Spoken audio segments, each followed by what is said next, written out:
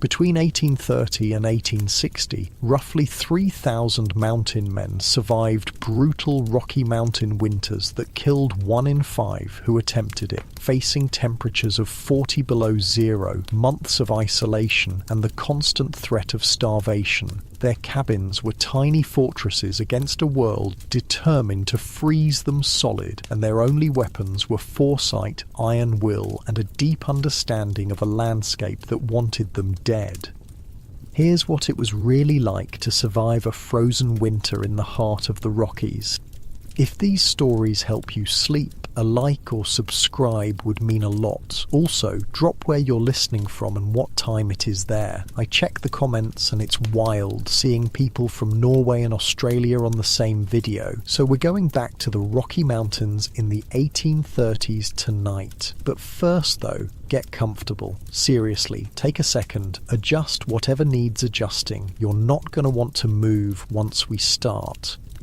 Your eyes snap open. The cold hits you first, not the gentle chill of a forgotten blanket, but the kind of cold that makes your lungs ache when you breathe, the kind that turns your breath into a cloud so thick you could almost grab it. This isn't your warm bedroom. This is a cabin in the Rocky Mountains, September 1837, and you're Gabriel Blackwood, 28 years old, former factory worker from Pennsylvania, who headed west 3 years ago chasing beaver pelts and freedom. The morning light filters weakly through oiled paper covering a small window. It's barely dawn, but you're already behind. You've been in these mountains long enough to read the signs, and everything is screaming that winter is coming early this year. Maybe the thickest fur on the marmots, maybe the early migration of birds, or maybe just the bite in the air that wasn't there a week ago. Well, shit, you mutter, sitting up on your pine bough mattress. Your back aches from yesterday's work, but there's no time to baby it, not with maybe 3 weeks before the first real snow. Another day of not dying. Let's get to it.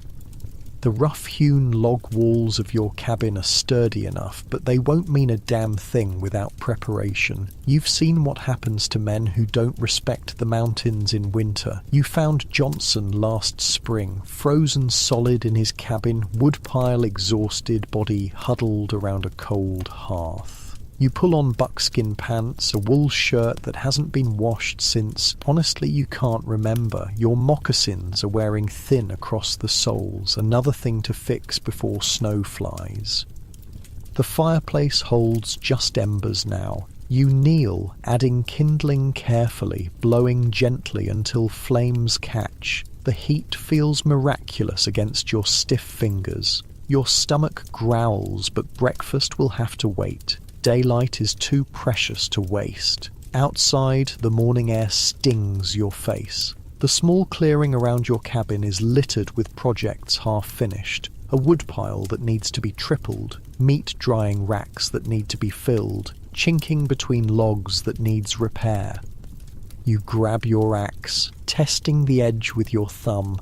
Not gonna sharpen itself, you mutter, reaching for your whetstone. You're talking to yourself more these days. Not a great sign. Old Jenkins went crazy in his 3rd winter alone, started having conversations with his cooking pot.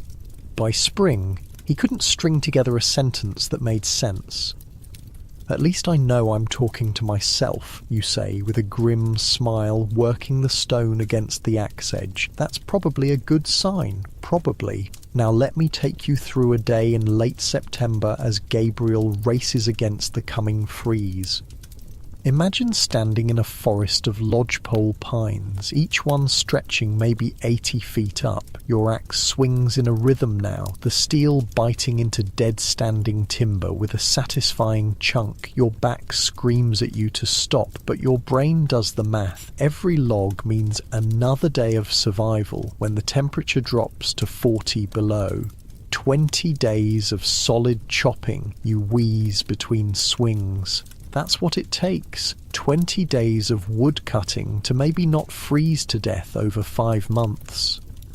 The the pile of logs grows. For every tree you fell, you need to limb it, cut it into manageable lengths, split the bigger pieces, then haul it all back to the cabin. It's the hauling that's killing your back. By midday, your shirt is soaked with sweat despite the cool air, and your hands are forming blisters on top of calluses. You pause, leaning on your axe handle, looking up at the sky. Blue, painfully clear. Mountains like this don't ease you into winter with gentle warnings. They flip a switch. One day it's autumn, the next you're buried in snow, and you're not ready, not even close. The thought of Johnson's frozen corpse drives you back to work. By late afternoon, you've added maybe 2 days' worth of wood to your pile. Not enough, not nearly enough. But your body is done, and there's other work waiting. See, that's the thing about winter preparation. It's not just one task, it's 50 crucial tasks, any one of which, left undone, could kill you. You check your meat situation, 3 rabbits cleaned and drying on racks, a quarter of an elk, the rest traded to a ute hunter for salt and a new knife. Some dried berries gathered over summer, maybe enough for a month, if you stretch it. Got a hunt, you tell a curious squirrel watching from a nearby pine. Don't suppose you'd volunteer as dinner. The squirrel flicks its tail in what seems like deliberate mockery. Your stomach reminds you that you still haven't eaten today. Back at the cabin, you force yourself to take only a small piece of jerky and a handful of dried service berries. The winter ahead demands discipline. As you chew the tough jerky, you check the cabin with a critical eye. The chinking between the logs, a mixture of mud, moss and grass that keeps the wind out, has crumbled in spots. You'll need to repair it before snow flies. The roof seems solid, a mixture of layered bark strips and pine boughs. You spent all of July getting it right, knowing your life would depend on it. The real problem is the door. It doesn't fit tight, and in January, when the wind howls, that gap might as well be a canyon letting all your precious heat escape. One problem at a time, you remind yourself, reaching for your old hammer and some wood scraps.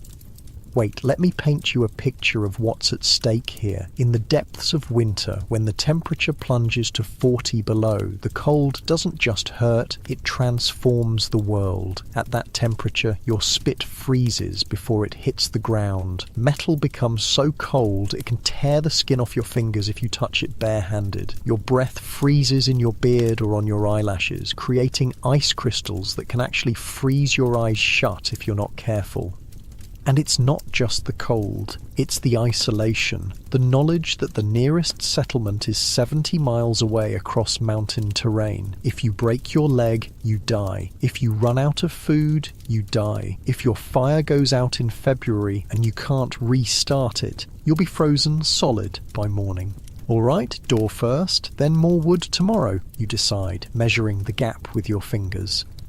As sunset approaches, you've improved the door fit with some careful planing and added strips of buckskin around the edges to better seal it. Your back is a solid mass of pain, your hands raw despite their calluses. Inside, you build up the fire against the evening chill and finally allow yourself a proper meal. Elk meat sliced thin and fried in its own fat with the last of some wild onions you gathered weeks ago. The grease on your fingers feels like a luxury. The fire throws your shadow against the cabin wall as night falls. This is when the doubts creep in, when you question if you made the right choice coming out here alone. 3 years ago, you left a job at a Philadelphia factory, tired of the foreman's shouting, the endless hours, the grimy air. Out here you're free, no one to answer to, but freedom has sharp teeth. Stop it, you tell yourself, poking at the fire. Plenty of men survive the winters. If idiots like Carson and Jenkins can do it, so can you. Here's what most people don't understand about surviving in the mountains. It's not just the big things like shelter and food that keep you alive. It's 1,000 small skills. Like knowing that pine sap mixed with beeswax and animal fat makes a waterproofing agent for your boots, or that hanging a rabbit skin on your cabin wall helps insulate against drafts, or that sleeping with your powder horn and ammunition inside your bedroll keeps them dry and functional. As darkness settles completely, you make a careful check of your supplies. Ammunition is good, about 40 lead balls for your rifle, enough powder for maybe 50 shots. Your knife needs sharpening. Salt is running low. Your fish hooks and lines seem in good order. The checklist in your head never stops. Each item translates directly to survival or death. Outside, an owl hoots, and somewhere much farther, a wolf howls. The mountains are getting ready for winter too in their own way. You bank the fire carefully for the night, making sure the embers will last until morning. The thought of waking to a cold hearth and having to restart it from scratch is enough to keep you double-checking your work. Finally, exhausted, you lie back on your pine bough mattress, pulling deer hides and your one precious wool blanket over you. Despite the aches in your muscles and the endless worry about winter, there's a strange peace here. Above the cabin, through the small smoke hole in the roof, you can see stars more brilliant than any city dweller could imagine. For a moment, the beauty almost makes the danger worthwhile. Almost. You wake before dawn, not to an alarm clock, but to the knowledge that every daylight hour is precious. The morning ritual repeats. Fire, minimal breakfast, mental calculation of tasks against time. Today, hunting takes priority. Your rifle is a .50 caliber Hawken, a serious weapon for serious work. Not a gun for sport, but for filling your cookpot. You check it carefully, wiping it down with an oiled rag before heading out. The forest feels different in autumn, quieter, as if the animals know what's coming and are making their own preparations. I just need one deer, you whisper to yourself. Just one good-sized buck to get me through till December. Hunting isn't like most people imagine. It's not about stealth and quick reflexes, though those help. It's about patience, understanding the patterns of animals, knowing where they feed, where they water, how they move through the terrain. You settle into a spot overlooking a small meadow where you've seen deer browsing before, and you wait. Hours pass, the sun climbs, your legs cramp, you ignore it. Finally, movement at the meadow's edge, a young buck, maybe a 2-pointer. Not ideal, but better than nothing. You raise your rifle slowly, controlling your breathing the way your father taught you. The rifle's report echoes through the mountains, startling birds into flight. The buck drops. Clean shot. Thank you, you murmur, an instinctive gratitude to both the animal and whatever forces might be listening. The real work begins now. Field dressing the animal, a messy, bloody business that has to be done quickly and correctly. Then the hard part, hauling maybe 80 pounds of meat and usable hide back to your cabin. It's nearly dusk by the time you return, sweating despite the chill, arms burning from the effort, but it was worth it. This meat, properly dried and stored, might be the difference between life and death in February. You hang the meat to cool overnight, planning to start the smoking process tomorrow. Nothing can be wasted. The hide will be scraped and tanned, the sinew saved for sewing material, the bones boiled for marrow and then carved into tools, the hooves rendered for glue. As darkness falls again, you allow yourself a small celebration. The last of the coffee you traded for back in April, boiled in a battered tin cup over the fire. It's a luxury, and you savour each bitter sip. Good day's work, you tell the empty cabin. Maybe I won't die this winter after all. But even as you say it, you know it's too early for confidence. You've heard the stories, men who thought they were prepared, men found huddled around cold fireplaces, their wood gone, their food exhausted, their bodies frozen. The mountains don't reward optimism. They reward respect and preparation. The next morning brings another surprise. Frost coating the meadow grass. Earlier than last year. The mountains are giving you a warning. Message received, you mutter, pulling your wool cap lower. I'm hurrying as fast as I can. Today's job, starting the meat smoking process and continuing the never-ending wood gathering. You've built a small smokehouse, really just a teepee of branches covered with hides, with a small fire pit in the centre. The trick is to keep the fire smouldering, not burning, creating the cool smoke that will preserve the meat. By midday, thin strips of venison hang from branches inside the smokehouse, and the sweet smell of smoke mixes with the scent of raw meat. You check the fire hourly, adding green wood to create more smoke when needed. Between checks, you're back to the endless wood cutting. Each log split and stacked feels like a small victory against the coming freeze. Late in the day, you spot something that makes your heart race. A grisly track, fresh in the mud near the stream where you collect water. Not just any grizzly either. The pad width measures nearly 6 inches across. A big male, probably 600 pounds or more. Wonderful, you whisper, scanning the forest edge nervously. Just what I needed. Bears are entering hyperphagia now, the period before hibernation when they eat constantly to build fat reserves. A smoking meat cache might as well be a dinner invitation. That night you clean your rifle with extra care and keep it loaded beside your bed. Sleep comes fitfully interrupted by every crack of branches or whisper of wind. Morning brings no new bear signs, but your neck aches from tension. Still, the work doesn't stop. It never stops. Today's focus, chinking the cabin. You gather moss from the north sides of trees, mix it with mud from the stream bank, and work it into the gaps between logs. It's tedious, painstaking work, but when January winds hit, you'll be grateful for every filled crack. As you work, you talk to yourself, telling stories from your childhood in Pennsylvania, reciting half-remembered poems, anything to fill the silence. My mother would laugh herself silly if she could see me now, you say, packing moss into a particularly wide gap. She always said I was too soft for hard work. The irony isn't lost on you. Here you are, former factory worker, now living a life that makes factory labour look easy by comparison. By sunset, you've finished maybe half the cabin's exterior. Your hands are raw from the rough wood and cold mud, but the improvement is already noticeable, less breeze finding its way inside.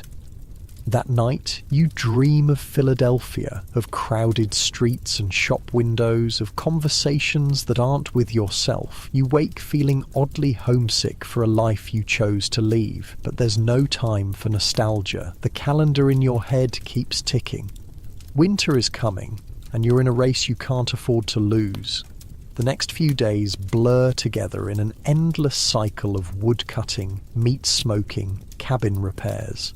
Your body adapts, finding reserves of strength you didn't know you had. A week passes, then another. October arrives with the first snow flurry, just a brief squall that dusts the ground and melts by noon. But it's another warning. Your woodpile has grown impressive, a stack nearly as tall as you and twice as long as your cabin. Still not enough, but better. The deer meat is fully smoked now, stored carefully inside the cabin along with your other food reserves. You've been lucky enough to add 3 rabbits and a wild turkey to your stores. Might actually make it, you allow yourself to think one evening, looking over your work of the past weeks. The cabin is tighter, the woodpile substantial, the food cache respectable. That night you sleep deeply for the first time in weeks, the exhaustion of constant labour finally catching up. You wake to silence, the kind of muffled quiet that only comes with heavy snow. Opening your cabin door reveals a transformed world. 6 inches of snow cover everything, with more falling. The real storm has arrived earlier than anyone could have predicted. For a moment, panic rises in your throat. Are you ready? Have you done enough? But then you take a breath. This is what you prepared for. This is what all the labour was building toward. You close the door against the snow and build up your fire. Outside, winter has arrived in the high country. The real test is just beginning, and as the snow continues to fall, transforming the mountains into a white wilderness, you can't help but smile at the challenge ahead. "All right then," you whisper to the flames. "Let's see what you've got." The snow doesn't stop for 3 days. When it finally ends, Gabriel steps outside to a world transformed. The familiar landscape has vanished under nearly 2 feet of white. His woodpile, thankfully covered with pine boughs, stands as a dark island in a sea of white. The sky above is a blue so intense it almost hurts to look at it. "Well," he says, his breath clouding around his face, "guess autumn's officially cancelled."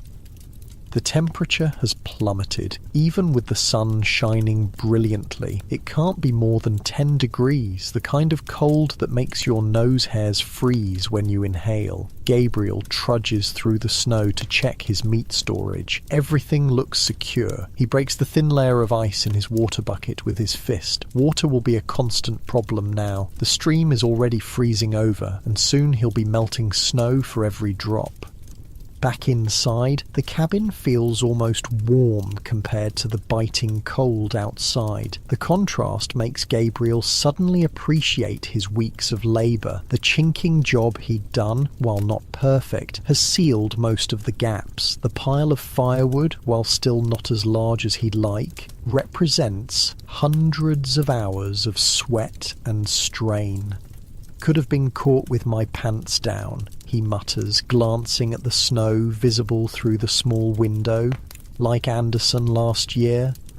Anderson had been found when the spring thaw came, his body curled around his last stick of firewood, frozen solid for probably 2 months by the time anyone found him. He'd underestimated the winter, thought he could get by with less preparation. The mountains had proven him wrong. Gabriel shivers, but not from cold. There's something deeply unsettling about knowing the exact shape your death might take. "Not me," he says firmly. "Not this year anyway." With the first major snowfall, life changes completely. Where before every waking moment was focused on preparation, now existence centres entirely around one thing: the fire. The small stone fireplace becomes the absolute heart of Gabriel's world. Every 4 hours, day and night, he needs to add more wood. Banking the coals just right before sleeping becomes an art form. Too much wood and he might burn through his supply too quickly. Too little and he could wake to a dead hearth and temperatures inside the cabin dropping to lethal levels. Today, 1 week into winter's grip, Gabriel has established a routine. He wakes before dawn, the cold having penetrated his blankets enough to pull him from sleep. The cabin interior is frosted, his breath visible, the water in his bucket crusted with ice. The fire has died down to coals overnight. He kneels before it, his joints stiff, adding kindling with careful, practiced movements. Thin pieces first, arranged just so, then progressively larger splits as the flames take hold. "There you go," he whispers, as if encouraging a child taking its first steps. That's it. The flames catch and relief washes through him. Each morning, that first fire lighting feels like a small victory against the wilderness. Once the fire is established, Gabriel melts snow for water. The process is tediously slow. A small iron pot hangs on a hook over the flames, and it takes nearly an hour to get enough water for drinking and basic washing. Breakfast is a sliver of smoked venison and a handful of dried berries. He eats slowly, making each bite last. Food is no longer just sustenance, it's a calendar marking how long he might survive. "Gotta be smart about this," he tells himself, carefully wrapping the remaining venison in a cloth.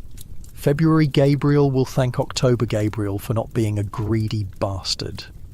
After eating, Gabriel checks his traps. He sets several within shouting distance of the cabin, not far enough to risk getting lost in a sudden squall, but far enough that rabbits or grouse might blunder into them. Today, like the past 3 days, they're empty.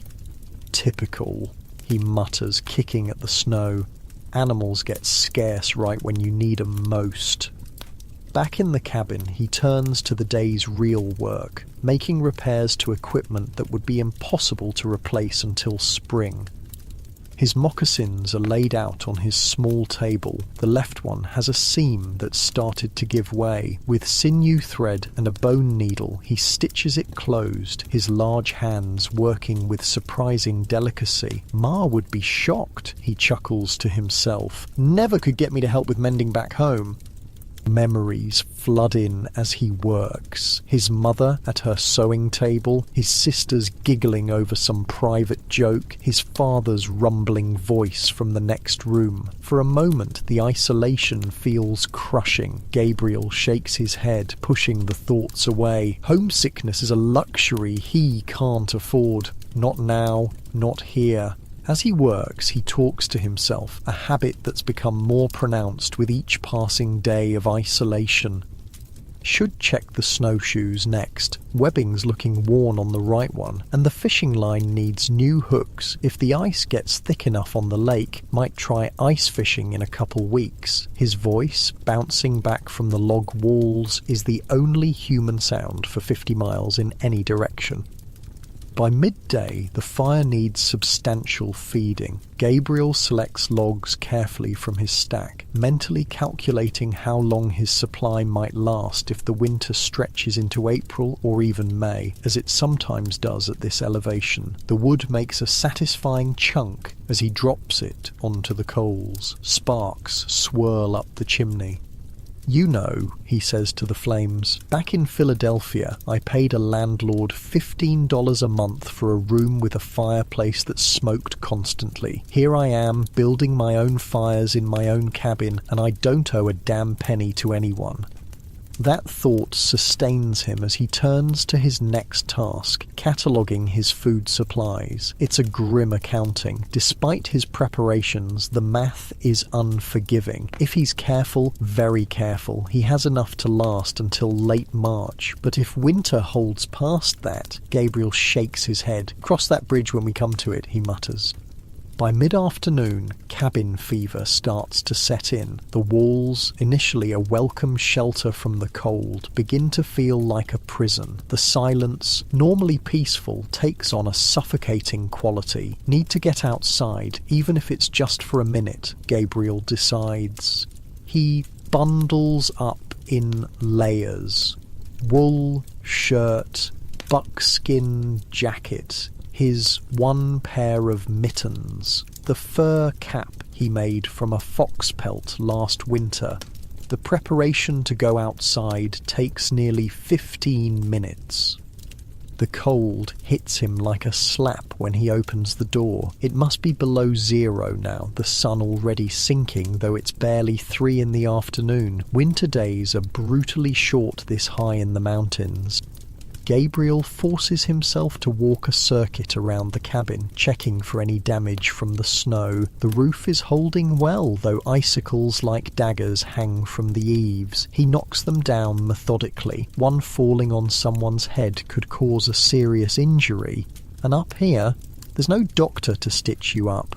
"Not bad," he says, surveying his small domain. "Could be worse." As he's about to go back inside, movement catches his eye. About 50 yards away, near the edge of the clearing, a young mule deer is pouring through the snow, looking for anything edible beneath. Gabriel freezes. Fresh meat would be an incredible windfall. Slowly, painfully slowly, he backs toward the cabin door. His rifle is just inside. If he moves fast enough, the deer raises its head, ears twitching. It's now or never. Gabriel lunges for the door, grabs the rifle, and is back outside in seconds. The deer is bounding away, but not at full speed. The deep snow is hampering its escape. He raises the rifle, tracking the animal's movement, and fires. The shot cracks across the clearing like a whip. The deer stumbles, then falls. "Yes," Gabriel shouts, the sound strange in the winter silence. "Thank you." He trudges through the snow toward his prize, already calculating how much meat he's just added to his stores. It's not a large deer, but it might be the difference between life and death come March. Field dressing a deer in sub-zero temperatures is a miserable business. His hands quickly go numb despite his mittens. Blood steams in the cold air, then freezes almost instantly on the snow. Gabriel works as fast as he can, knowing that both the meat and his own extremities are at risk of freezing. By the time he drags the carcass back to the cabin, the sun is setting. His fingers are worryingly stiff, and it takes several painful minutes by the fire before feeling returns, bringing with it the burning ache of cold, damaged skin. Stupid, he scolds himself. Should have worn the rabbit fur liners, could have lost fingers. But the pain seems a small price for the bounty. The deer carcass, now hanging from his cabin's rafters, represents security. With careful rationing, this might push his supplies into April. As night falls fully, Gabriel allows himself a slightly larger dinner than usual to celebrate. A few extra strips of jerky and even a small handful of the precious dried apples he'd traded for last summer. The fire crackles cheerfully, and for the first time since the snow began, Gabriel feels something like optimism. That night he sleeps deeply, without the nagging anxiety that's become his constant companion. He's awakened suddenly by a sound, a scraping, scratching noise from the cabin roof. Gabriel lies perfectly still, ears straining. There it is again, something moving above him.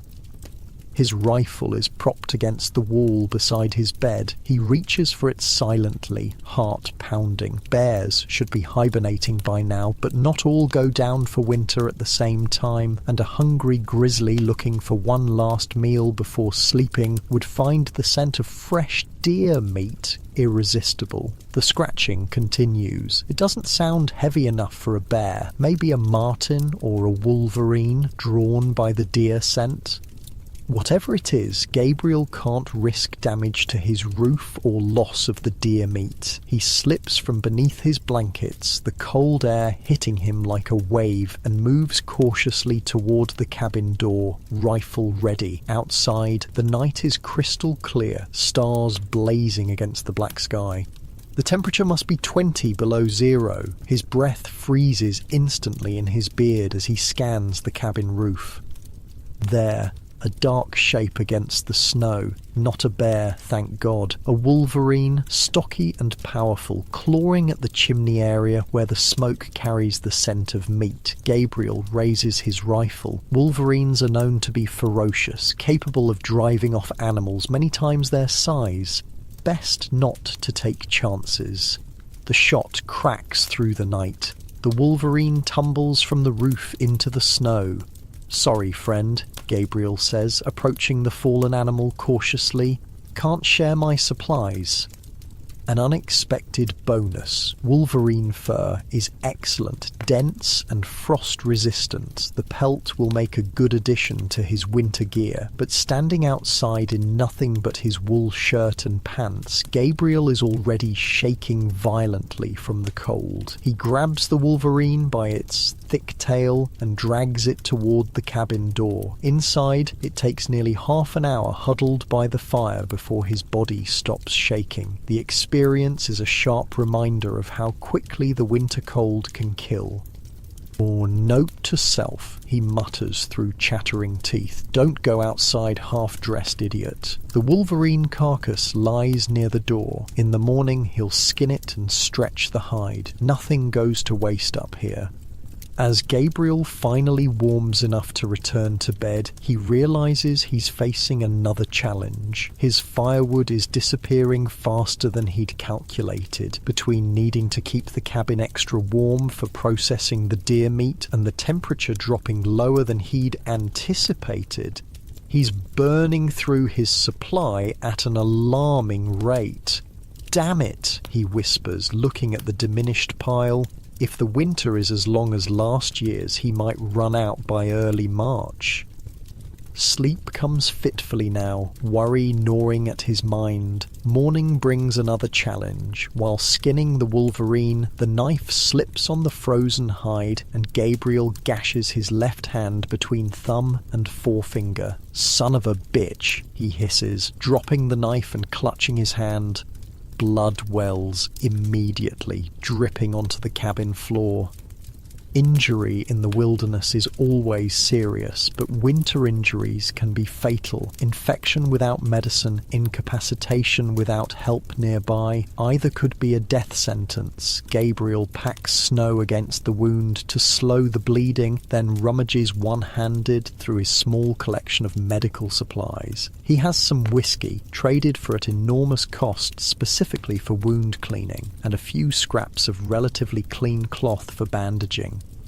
Gritting his teeth, he pours whiskey over the cut. The pain is immediate and blinding. He swears steadily for nearly a minute, using words that would have earned him a mouthful of soap back home. All right," he gasps when the initial agony subsides. "Not too deep.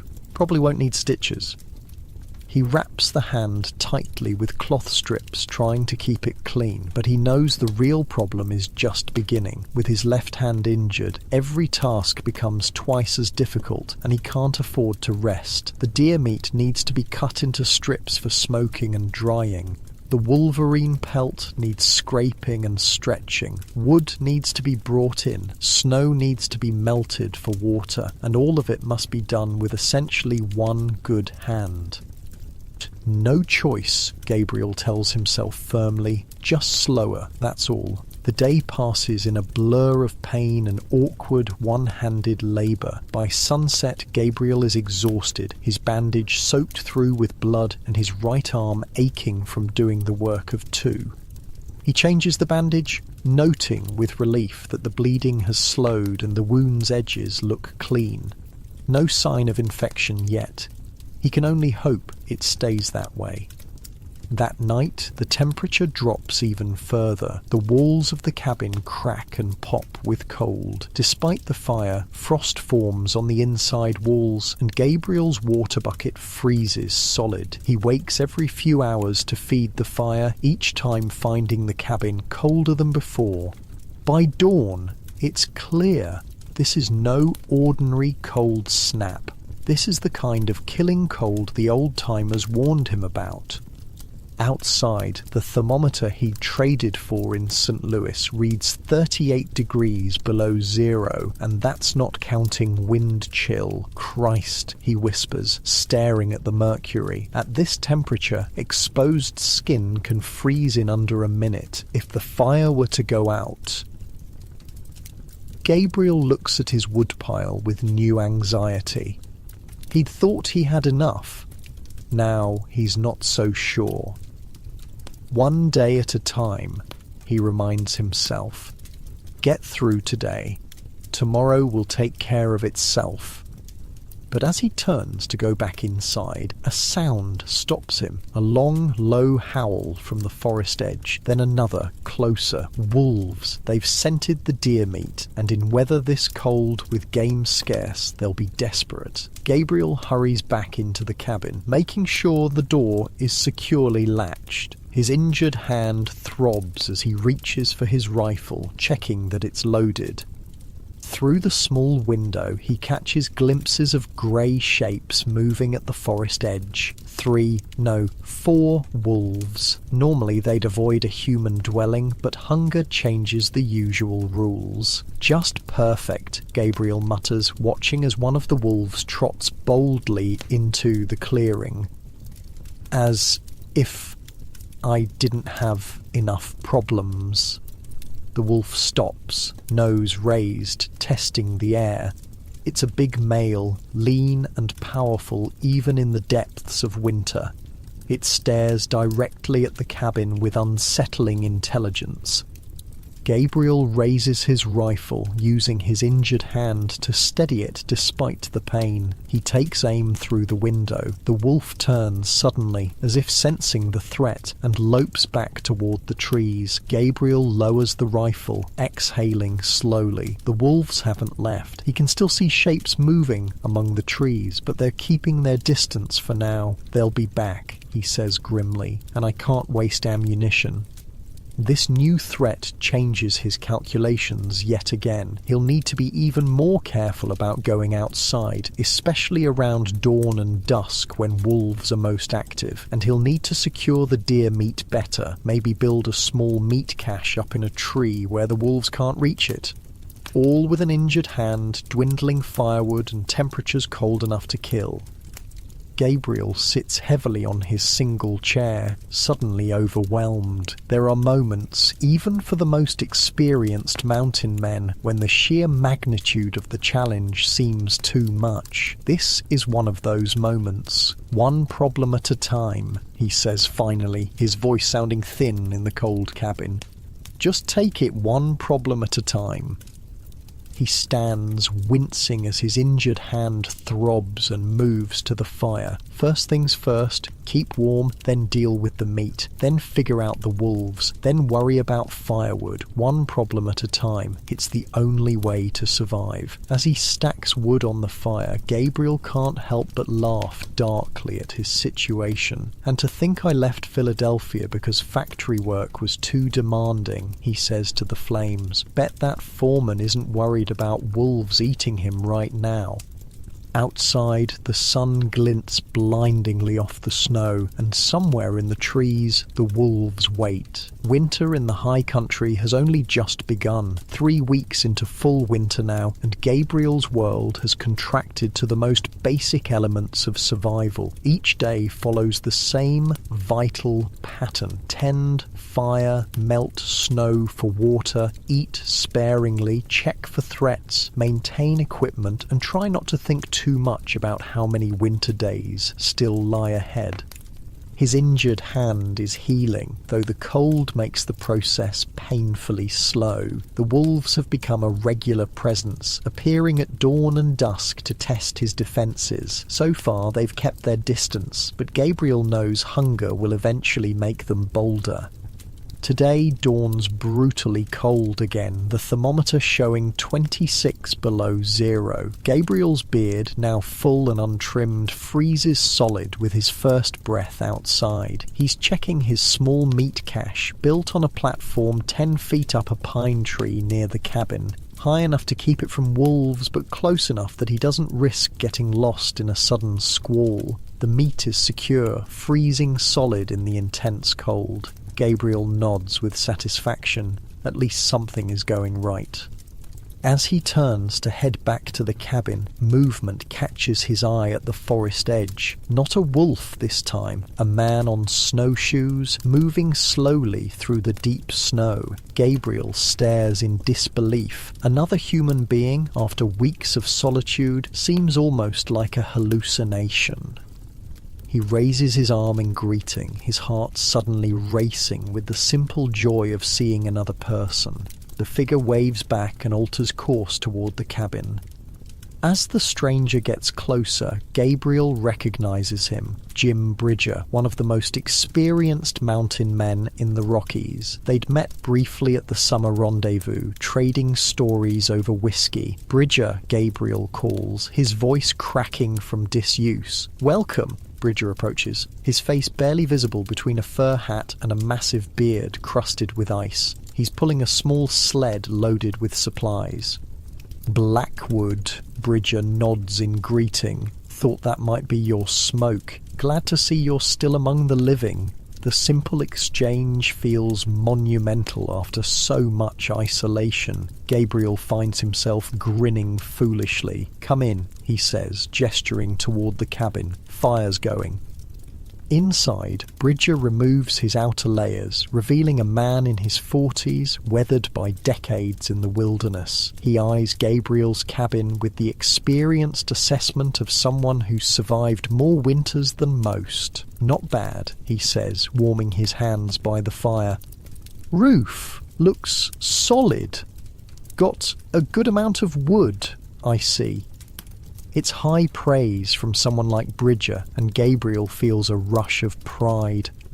"Coffee," Gabriel offers, reaching for his dwindling but precious supply. Bridger's eyes light up. Wouldn't say no to that.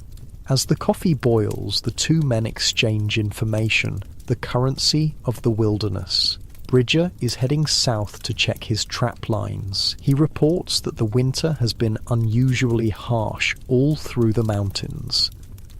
"Found 2 cabins already," he says grimly, accepting a cup of the steaming coffee. Both men froze. One ran out of wood, other one broke his leg somehow, couldn't tend his fire. Gabriel nods soberly. It's not surprising news, but it reinforces the constant danger. "Wolves been hanging around," he tells Bridger, showing his injured hand, "and had a little accident." Bridger examines the wound with clinical detachment. "Healing clean though, you'll keep the hand." Such is medicine in the mountains. Binary outcomes. You keep the limb or you don't. They talk for hours, sharing information about game movements, weather patterns, other trappers in the region. For Gabriel, it's like water to a man dying of thirst, human connection after weeks of isolation. When Bridger finally prepares to leave, he reaches into his pack and pulls out a newspaper. "From St. Louis," he says, handing it to Gabriel. "August edition. Already read it 3 times, so you keep it." It's a priceless gift. New words, new ideas, news from the outside world. Gabriel accepts it reverently. "Safe travels," he says, as Bridger heads back into the snow. "See you at spring rendezvous." Bridger nods. They both know it's as much hope as prediction. Winter claims many before spring arrives. As Gabriel watches Bridger disappear into the trees, the wolves howl from somewhere to the north. The brief connection with humanity already feels like a dream.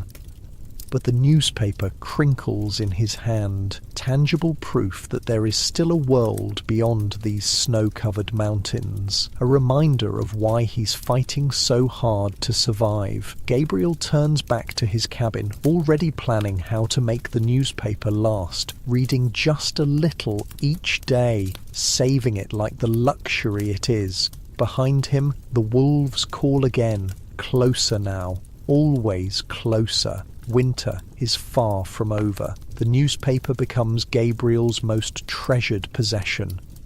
Each night, by the flickering light of the fire, he reads just a small section, savouring the words like a fine meal, making them last. The St. Louis Gazette, August 18th, 1837. The pages are already worn from Bridger's readings, but to Gabriel they're as precious as gold. Tonight, he reads about political tensions in Washington, President Van Buren facing criticism over financial policies. In another world, another life, he might have had opinions about this. Now, it's simply a window into a reality that seems impossibly distant. "Wonder if Van Buren's worried about his firewood supply," Gabriel murmurs, glancing at his diminishing pile. Despite his careful rationing, it's disappearing faster than planned. Outside, the wolves howl again. They've grown bolder since Bridger's visit, venturing closer to the cabin each day. This morning, Gabriel found tracks right up to his door, the large male testing his resolve. The newspaper crinkles as he carefully folds it away, saving the next section for tomorrow night. He banks the fire for sleep, arranging the coals and logs with precision born of necessity. His dreams are troubled, wolves with human eyes, a door that won't latch, fire that won't catch. He wakes several times in the night, adding wood to the flames, checking that the door is secure. Morning brings new snow and fierce wind, a proper mountain blizzard, the kind that can last for days. Gabriel stares out his small window at the swirling white. Visibility is maybe 10 feet. The thermometer reads 17 below zero. Going nowhere today, he tells himself, resigned to another day confined within the cabin's walls. The blizzard howls for 3 days straight, 3 days in which Gabriel doesn't set foot outside, using snow gathered from the doorway for water, rationing his food even more strictly and fighting a growing sense of confinement that borders on panic. By the third day, he's talking constantly to himself just to hear a human voice.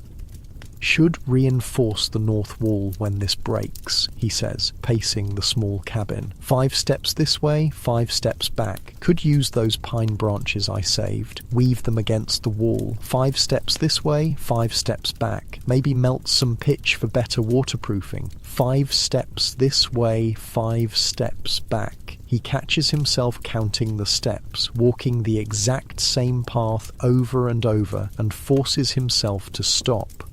This is how it starts, he mutters, sitting heavily on his bed. This is how Jenkins went crazy. To distract himself, he turns to the newspaper again. He's already read it twice through, but he searches for details he might have missed. An advertisement for a new type of plough. Wedding announcements for people he'll never meet. Shipping news from the Mississippi. One small article catches his eye, a brief mention of a trapper found dead in his cabin up in the Michigan Territory. Suspected cause, cabin fever leading to carelessness, the paper reports clinically. Gabriel snorts. Cabin fever like it's a real disease. But isn't it? The crushing boredom, the isolation, the way the walls seem to inch closer every day. It changes a man, makes him careless, makes him desperate, makes him do things no sane person would consider. The wind finally dies on the morning of the 4th day. Gabriel practically falls through the door in his eagerness to be outside, to feel space around him again. The cold is intense, 20 below at least, but the simple relief of not being confined makes it bearable. The snow has drifted higher than his waist in places. His woodpile is nearly buried, and it takes an hour of digging to uncover enough logs for the day. The labour warms him despite the cold, and for the first time in days, his mind feels clearer. Been spending too much time in my head? He tells a raven watching curiously from a nearby pine. Need to keep busy. The raven croaks in what sounds like agreement. Gabriel checks his meat cache, still secure, though the platform sags under the weight of new snow. Then he inspects the cabin exterior for damage from the blizzard. The roof has held, though icicles thick as his arm hang from every edge. As he rounds the back of the cabin, he freezes. Wolf tracks, fresh since the storm. Lots of them, and something else. Claw marks on the logs near the back window where the scent of his food stores would be strongest. Getting bold, aren't you? He whispers, kneeling to examine the tracks. At least 4 different wolves, including the big male. They'd circled the entire cabin during the storm, looking for weakness. Gabriel straightens, scanning the tree line. Nothing moves, but he feels watched. Inside, he checks his rifle and counts his ammunition again. 15 balls, enough powder for maybe 20 shots. Not enough to waste, but enough to defend himself if necessary. The next day brings clear skies and even colder temperatures. The thermometer shows 30 below zero when Gabriel checks it at dawn. Too cold to do much outside, but after 4 days mostly confined indoors, he can't bear another day inside. He layers carefully 2 pairs of wool socks, buckskin pants, wool shirt, buckskin jacket, his mittens now lined with rabbit fur, and his fox fur cap pulled low. Even so, when he steps outside, the cold steals his breath. His injured hand, still not fully healed, aches immediately. Gabriel ignores it. He needs firewood, and he needs to check his trap line. The few traps he's kept within sight of the cabin might mean extra meat. The snow is crusted hard enough to walk on top in some places, but unpredictably gives way in others. Even with his snowshoes, travel is exhausting. By the time Gabriel reaches his first trap, he's sweating beneath his layers, a dangerous condition. Sweat can freeze against the skin, causing frostbite. Or worse, the trap is empty, so is the second. The third holds a surprise, a small red fox frozen solid in the killing jaws. "Well, hello, beautiful," Gabriel says, admiring the thick winter coat. "The meat will be tough and gamey, but edible, and the fur will make excellent mittens or a collar." As he bends to retrieve the fox, a sound makes him straighten, the crack of a branch in the forest to his right. The wolf stands 30 yards away, the big male watching him with calculating yellow eyes. It's thin but powerful, white breath pluming from its nostrils. Gabriel slowly reaches for his rifle, not taking his eyes off the wolf. His mittened hands feel clumsy on the trigger. Another crack to his left this time. A second wolf appears, smaller, perhaps a young female. Then movement behind him. They've surrounded him. For a long moment, no one moves. Man or wolves. Then the big male takes a step forward, testing. Gabriel fires. The shot cracks across the clearing, startling ravens from nearby trees. The male wolf yelps, hit in the shoulder, and retreats into the trees. The others follow quickly, disappearing like smoke. Heart pounding, Gabriel retrieves the fox with shaking hands. The encounter was too close. The wolves are getting desperate, coordinating their efforts now, and he's just used one of his precious bullets. He hurries back to the cabin, checking over his shoulder constantly. The wolves don't reappear, but he feels their presence in the forest around him. Inside, with the door firmly barred, Gabriel leans against the wall, suddenly exhausted. The fox hangs from a roof beam, slowly thawing. "They're getting bolder," he tells the empty cabin, "and hungrier." That night, the wolves howl for hours, not their usual hunting calls, but a strange keening sound, mourning perhaps for the wounded male, or signalling something Gabriel doesn't understand. He sleeps poorly, waking at each change in the howling. By morning, his nerves are frayed and his supply of firewood inside the cabin is down to just enough for the day. The thermometer reads 22 below zero, warmer than yesterday, but still dangerous. Gabriel bundles up again and heads for his woodpile, rifle ready. No wolves appear as he digs out more logs and carries armloads back to the cabin. The forest is eerily silent, not even bird calls breaking the stillness. By midday, Gabriel has restocked his indoor wood supply and skinned the fox. The pelt is prime, thick and unmarked. The meat simmers in his small pot, filling the cabin with a gamey smell that turns his stomach slightly. But meat is meat, and he can't afford to be picky. As he works, he realizes he's been in the mountains for nearly 4 years now, and yet there's still so much he doesn't know, still so many ways to die out here. The old mountain man that first showed him trapping, what was his name? Miller? Mitchell? Had said something that seemed like a joke at the time. The Rockies let you live just long enough to learn all the ways they can kill you. Doesn't seem like a joke anymore. Evening brings another wolf visit. Not an attack, but a message. Gabriel finds it when he steps out to check the thermometer before dark. A freshly killed rabbit placed deliberately on the path to his door. He stares at it, understanding slowly dawning. The wolves have brought him food. A peace offering, a trade, or something more complex. Gabriel has heard stories of wolves and men reaching understandings in the deep wilderness, but he dismissed them as tall tales told around rendezvous campfires. He looks toward the forest edge. Nothing moves, but he knows they're watching. After a moment's thought, Gabriel picks up the rabbit. It's still warm. He walks to the edge of the clearing and places the fox meat, what he hasn't eaten, on a fallen log. A fair trade. We understand each other, he says to the unseen watchers. You stay away from me and my food. I'll stay away from you. Back inside, he bars the door and adds wood to the fire. The rabbit will make a better meal than the fox meat, and he's thankful for it, strange as the gift might be.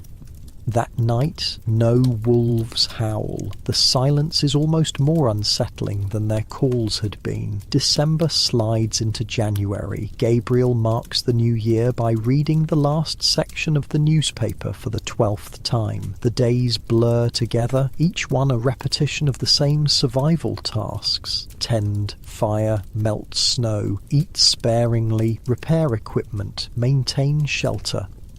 What keeps him sane, he discovers, is creating projects. Today, he's using the fox fur to line his mittens, carefully cutting and stitching by the light of the fire. Yesterday, he carved a new set of buttons from deer antler. Tomorrow, perhaps he'll work on his idea for a better snowshoe binding.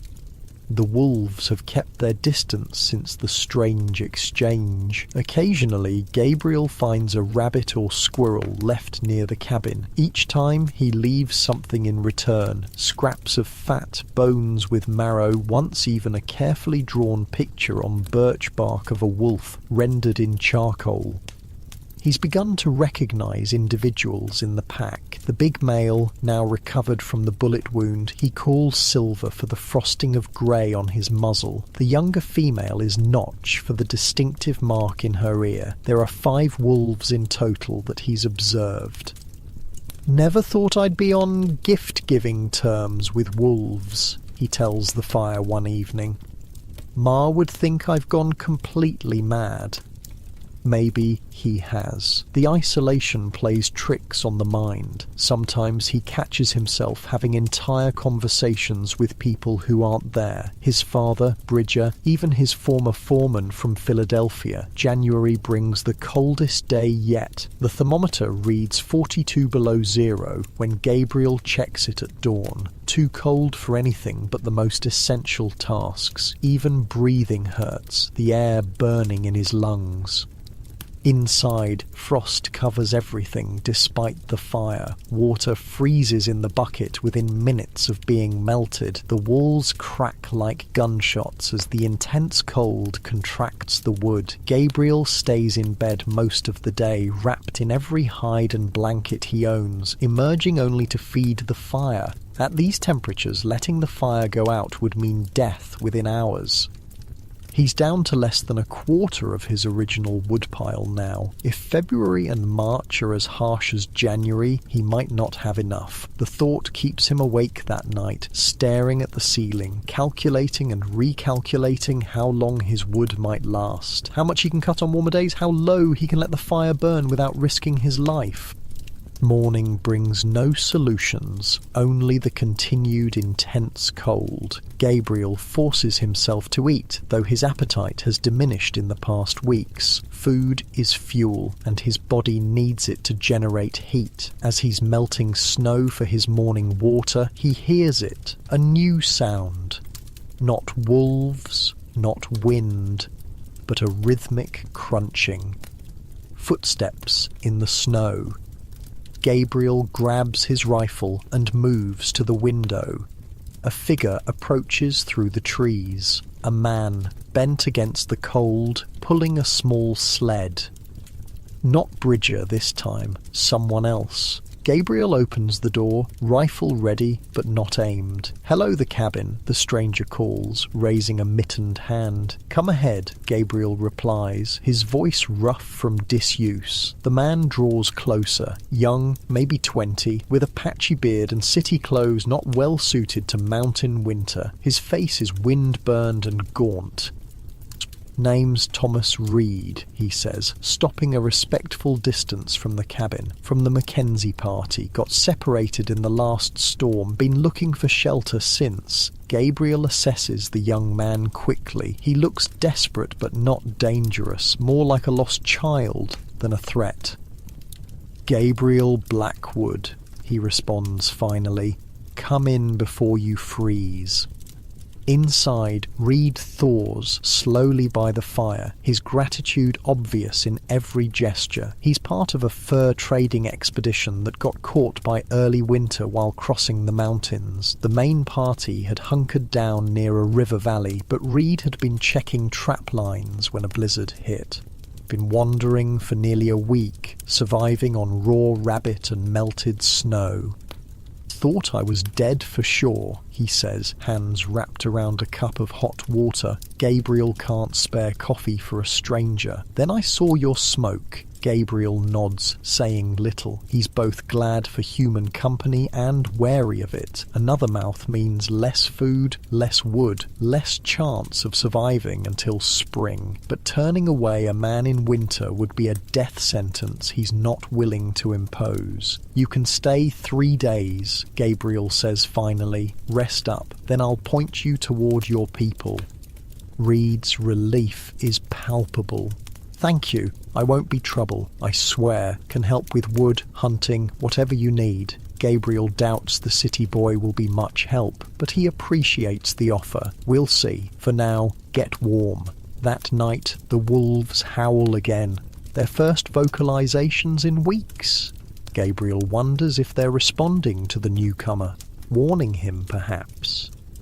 Reed sleeps heavily, exhausted from his ordeal. Gabriel stays awake longer, watching the young man's face in the firelight. There's something unsettling about having another human in his space after so long alone. Morning brings slightly warmer temperatures, only 15 below zero.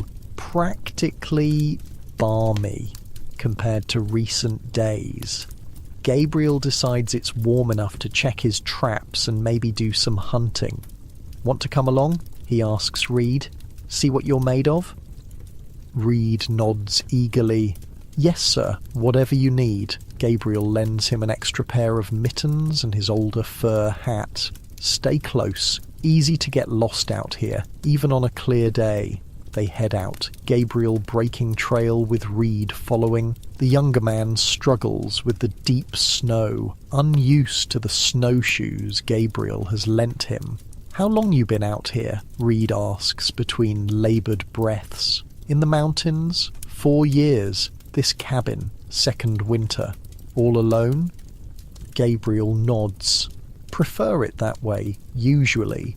They check the traps. 2 empty, 1 with a rabbit. Better than nothing.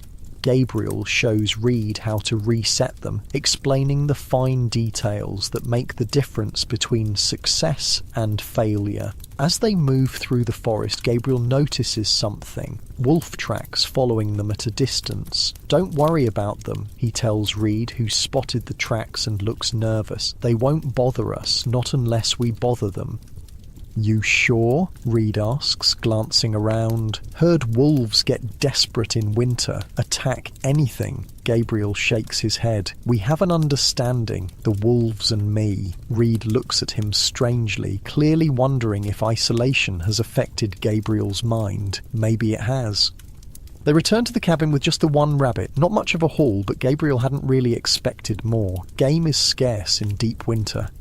As they approach the cabin, Gabriel spots something on the path. Another gift from the wolves. A grouse this time, freshly killed. Reed stares in disbelief as Gabriel picks it up. Did the wolves leave that? Gabriel nods. Told you. We have an understanding. That's not natural, Reed mutters, crossing himself quickly. Maybe not back east, Gabriel says with a shrug. Different rules out here. That evening, as they share a meal of rabbit and grouse, the best either has eaten in weeks, Reed tells his story. Son of a Boston merchant, came west seeking adventure and fortune in the fur trade, found mostly hardship and disappointment, now just wants to make it home alive. Don't think I'm cut out for this life, he admits, looking around the cabin. Don't know how you do it. The solitude would drive me mad. Gabriel considers this. Does sometimes, he says finally. You adapt. Or still, Reed says, shaking his head. Being alone out here, it's not natural. Humans need other humans. Gabriel isn't so sure anymore. After nearly 4 years in the mountains, he finds most human company exhausting. Too many words, too many expectations, too many complications. The wolves, with their simple, honest transactions, make more sense to him now. Different for everyone, is all he says. That night, Reed's coughing wakes Gabriel twice. The young man's cheeks look flushed in the firelight. By morning, it's clear. Reed is sick. Fever, coughing, complaints of aching joints. The cold and exposure of his days lost in the wilderness have taken their toll. Gabriel helps him sit up, pressing a hand to his forehead. Definitely feverish. Bad? Reed asks, his voice hoarse. Gabriel doesn't lie. Not good. Rest. Drink water. See how it goes.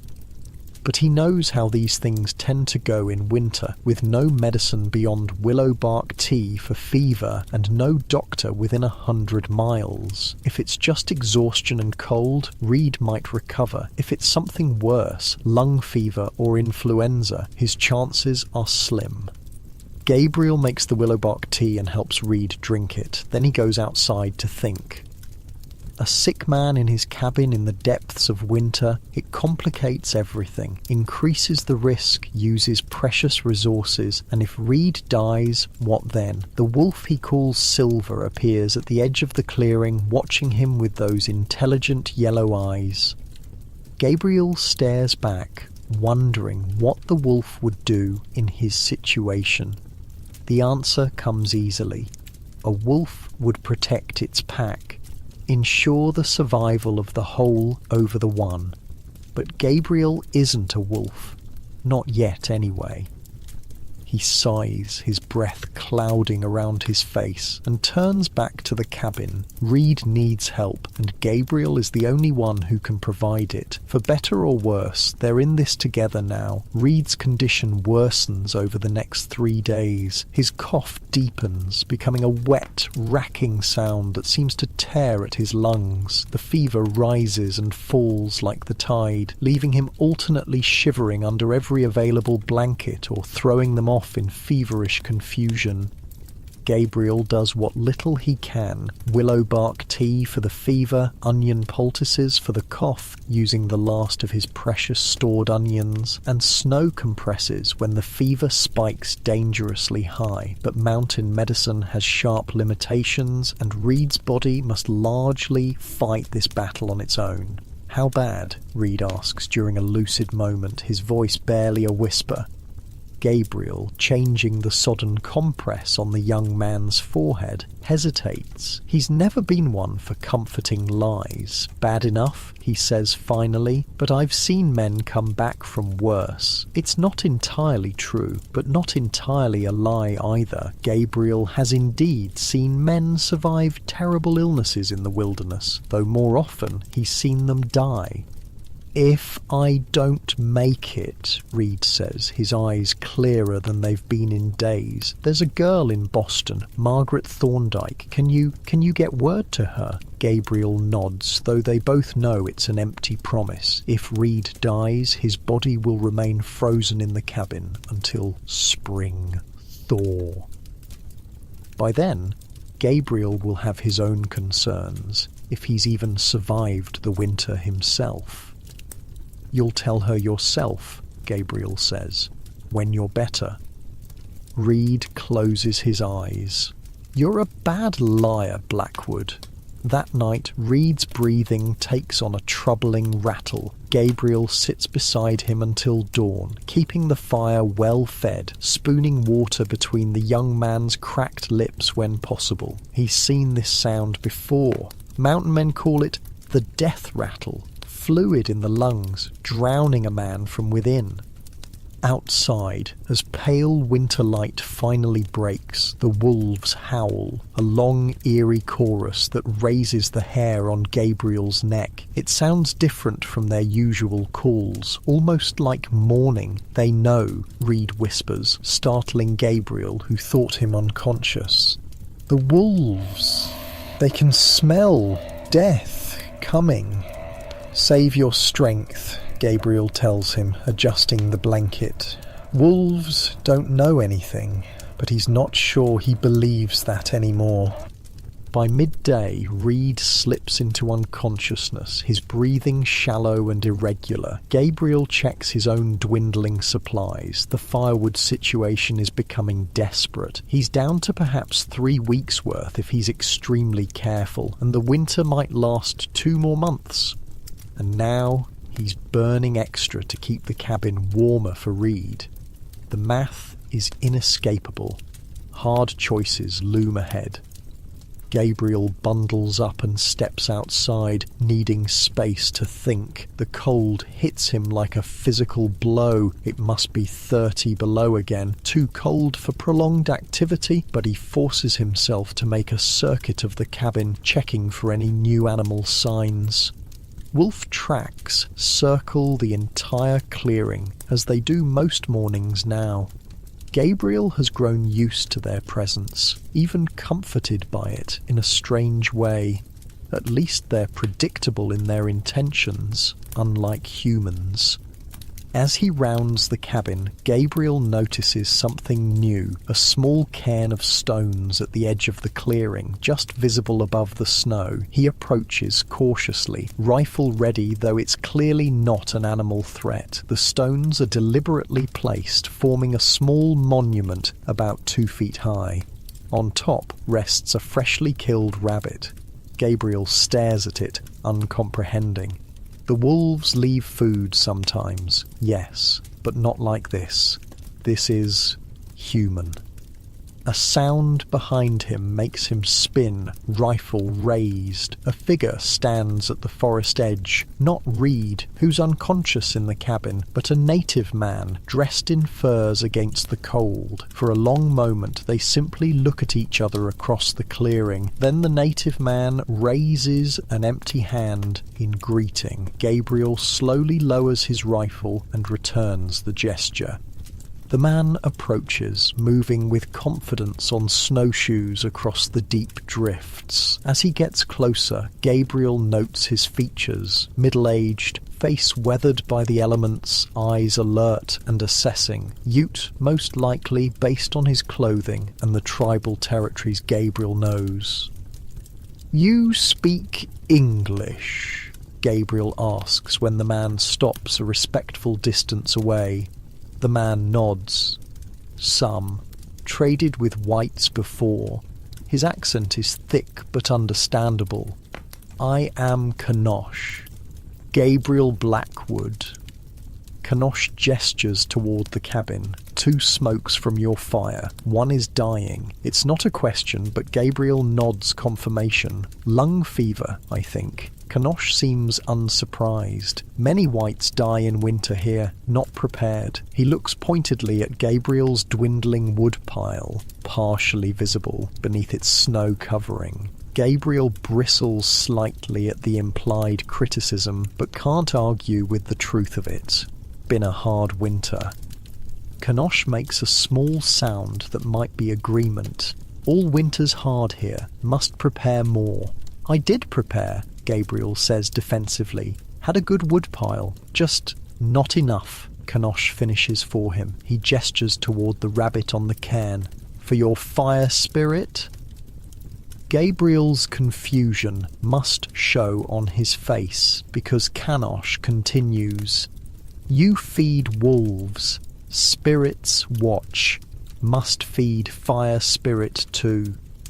The absurdity of the situation strikes Gabriel suddenly. Here he is, in the middle of nowhere, having a theological discussion about fire spirits, while a man dies in his cabin and wolves circle his clearing. "Thank you for the rabbit," he says simply, not knowing what else to add.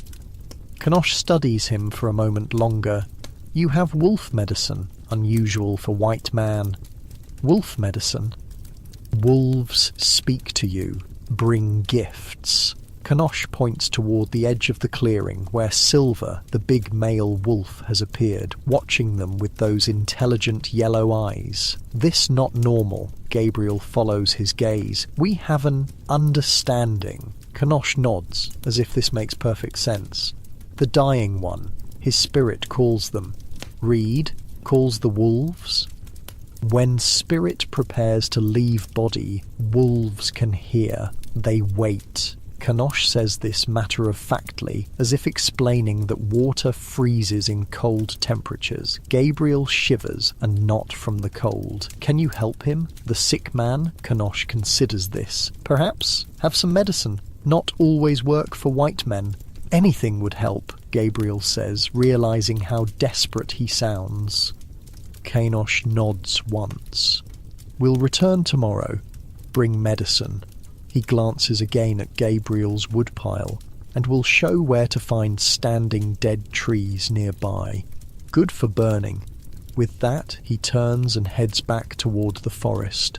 At the edge of the clearing, he pauses, looking back at Gabriel. "The wolves chose you. This means something. You should listen to them."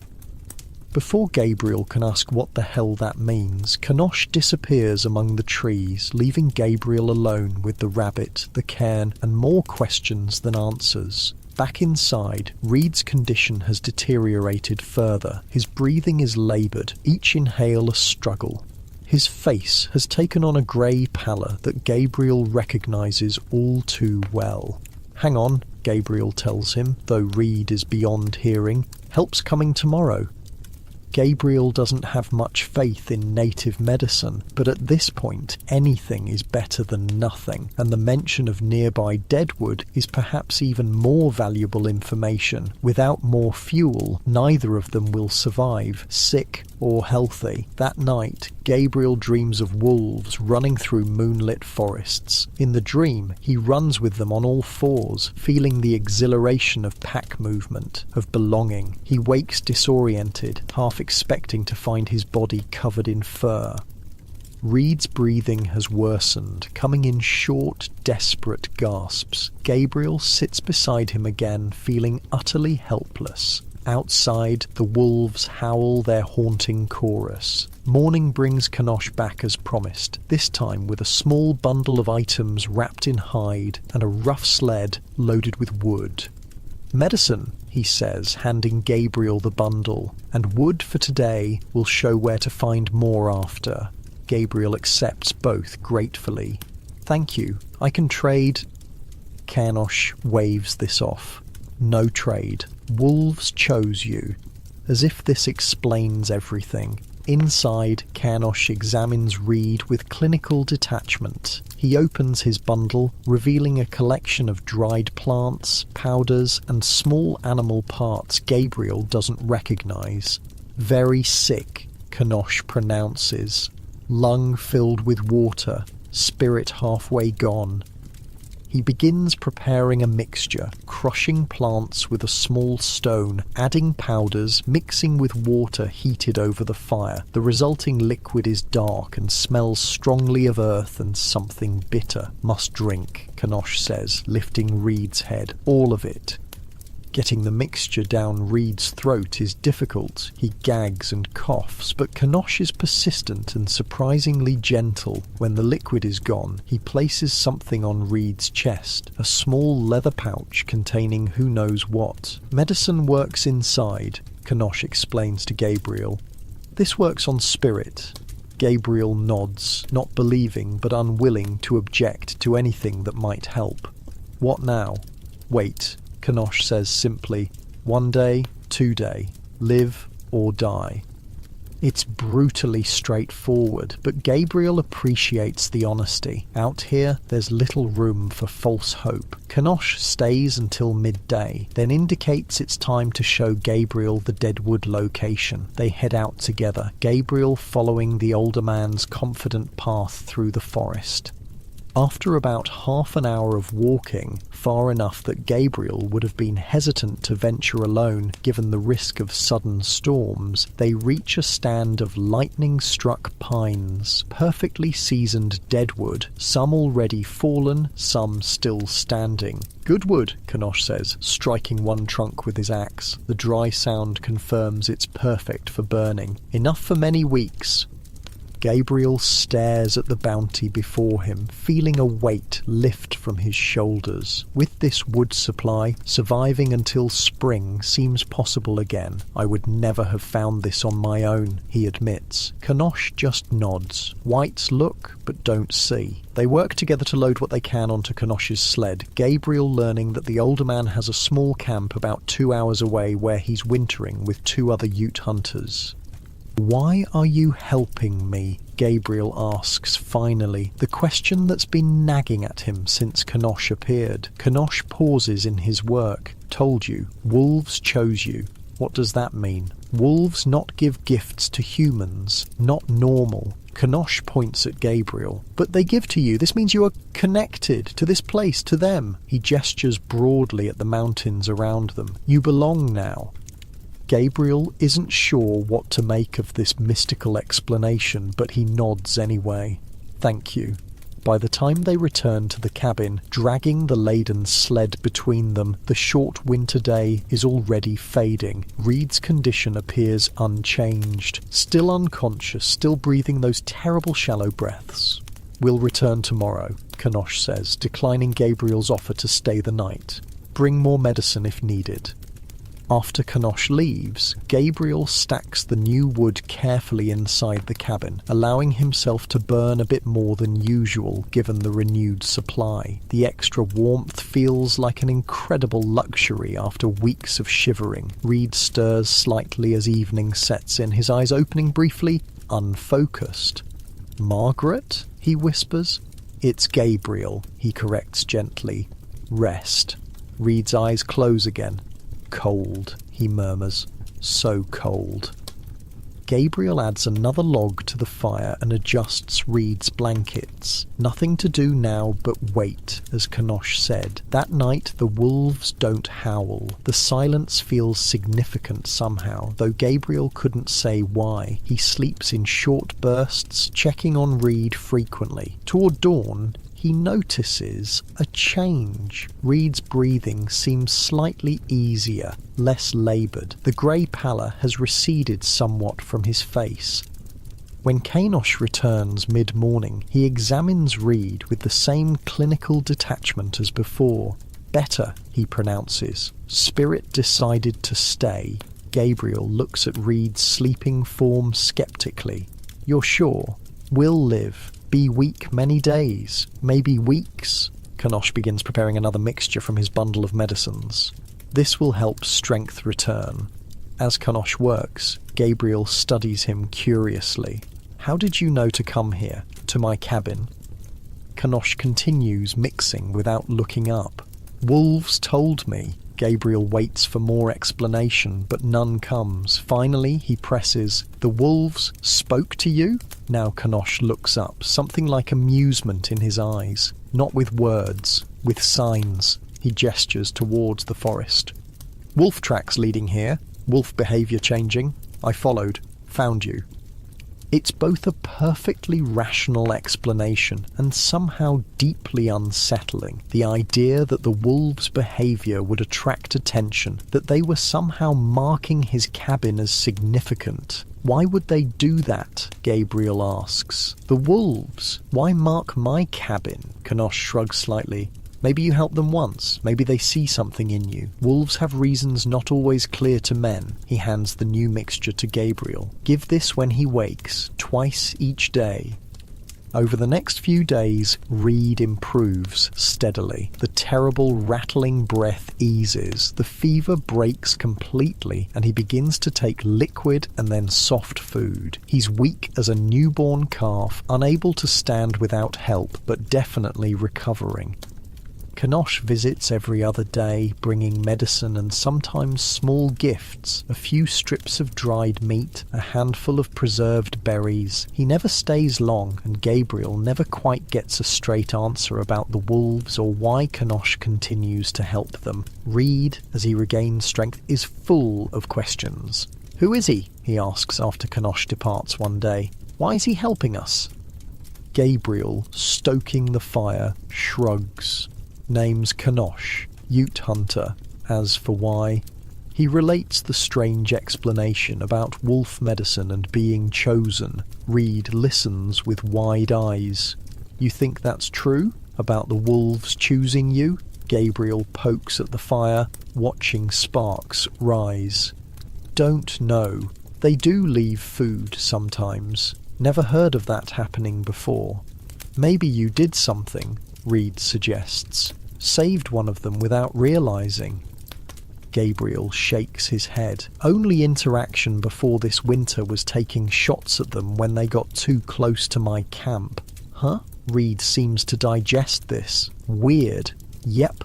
As January crawls toward February, life settles into a new routine. Gabriel makes regular trips to the Deadwood stand, building his supply back to comfortable levels. Reed gains strength slowly, eventually able to move around the cabin and even help with small tasks.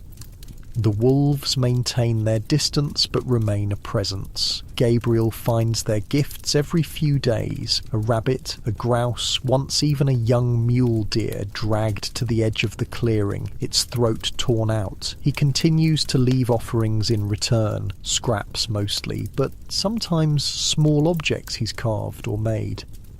One clear, breathtakingly cold night, the stars brittle and sharp in the black sky, Gabriel hears the wolves howling with unusual intensity. He steps outside to listen, the temperature so low his breath freezes in his beard almost instantly. The howls have a different quality tonight, excited, almost jubilant. Reed appears at the door behind him, wrapped in a blanket. "What is it?" he asks, his voice still weak but stronger than before. "Don't know," Gabriel admits. "Something's different." They both watch the forest edge, where shadows seem to move between the trees. Then Silver steps into the moonlight, followed by the others. Notch, with her marked ear, a large female Gabriel calls Shadow, and two younger wolves he hasn't named. The pack stands at the forest edge, watching the cabin. Silver throws his head back and howls once more, a long, clear call that seems to hang in the frozen air. "Jesus," Reed whispers. "It's like they're talking to you." Gabriel has the same strange feeling. Maybe they are. As if in response, Silver steps forward into the clearing, coming closer to the cabin than ever before. In the moonlight, Gabriel can see every detail: the thick winter coat, the intelligent eyes, the lean strength, still evident despite the harsh season. Silver stops about 20 yards away. For a long moment, wolf and man simply look at each other across the snow-covered clearing. Then Silver turns and lopes back to the waiting pack. Together, they melt away into the forest. The encounter leaves Gabriel strangely moved, as if something significant has passed between them, though he couldn't possibly say what. Reed, shivering beside him, breaks the spell. "That was the weirdest damn thing I've ever seen." Gabriel nods slowly. "Welcome to the mountains." Inside, as they warm themselves by the fire, Reed asks the question that's been forming in Gabriel's mind as well. "What do you think they wanted?" Gabriel stares into the flames, considering. "Kanosh would say they were giving me a message." "What kind of message?" "Don't know." Gabriel adds another log to the fire. "But I got a feeling things are about to change." Reed raises an eyebrow. "Change how?" Gabriel looks toward the window, where the frozen night presses against the oiled paper covering. Guess we'll find out. The change comes 3 days later, with the wind. Gabriel wakes to a sound he's never heard before, a deep, rhythmic thrumming that seems to vibrate through the cabin's walls. For a moment, he thinks it might be an earthquake. Then he recognizes it. Wind. But not the normal mountain wind. Something different. Reed is awake too, sitting up in his bedroll, eyes wide. What is that? Gabriel moves to the window, wiping frost from the oiled paper to peer outside. The pre-dawn light shows trees bending almost double, snow swirling in massive clouds. But there's something else. The air looks different. Warmer, somehow. Chinook, Gabriel says, the word coming to him from some half-remembered conversation at a rendezvous. Warm wind from the west. Reed joins him at the window, blanket wrapped around his shoulders. He's regained enough strength to move around the cabin now, though extended activity still leaves him winded. Never heard of it. Happens sometimes in winter. Warm air comes over the mountains, melts everything for a few days. Old trappers call it the snow eater. As if to confirm his words, a massive chunk of snow slides from the cabin roof, hitting the ground with a muffled whomp. By full daylight, the transformation is astonishing. The temperature has risen at least 50 degrees in just hours. Snow is melting everywhere, running in rivulets, dripping from trees, collapsing in wet heaps. The air feels almost balmy compared to the bitter cold they've endured for months.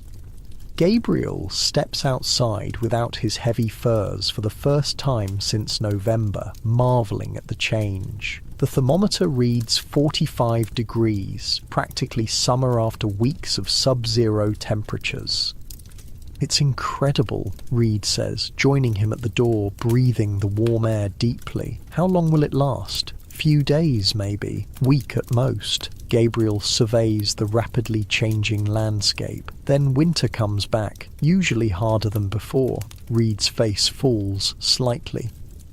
Oh, but it's a break, Gabriel adds, not wanting to dampen the younger man's spirits. Chance to do things we couldn't before. And there's plenty to do. The Chinook offers a rare opportunity to make repairs, gather more wood without freezing, possibly even hunt more effectively as animals emerge from their winter hiding places. What can I help with? Reed asks, eager despite his lingering weakness. Gabriel considers him. Reed is still pale, still too thin, but the desperate grey pallor has left his face.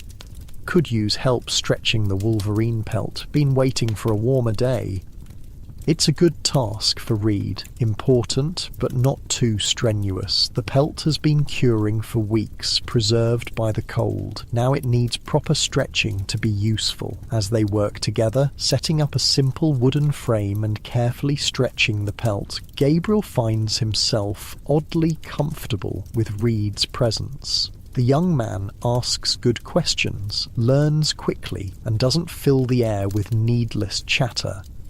"How'd you end up out here?" Reed asks as they lace the pelt to the frame. "You don't seem like most of the mountain men I've met." Gabriel secures a corner before answering. Worked in a factory in Philadelphia, textiles, 14 hours a day, 6 days a week, breathing lint and dye fumes, until you coughed blood. He shrugs. One day just walked out, headed west, never looked back. Family? Gabriel hesitates. Parents died when I was 19. Fever. Sister married a shopkeeper in Baltimore. Haven't seen her in 7 years now. You ever miss it? Civilization? Gabriel looks around at the snow-covered mountains, the endless forest, the big sky. Thought I would. Don't though. Mostly. Reed nods thoughtfully. I miss some things. Hot baths. Fresh bread, girls. He smiles slightly. Especially girls. Gabriel chuckles. That part I understand.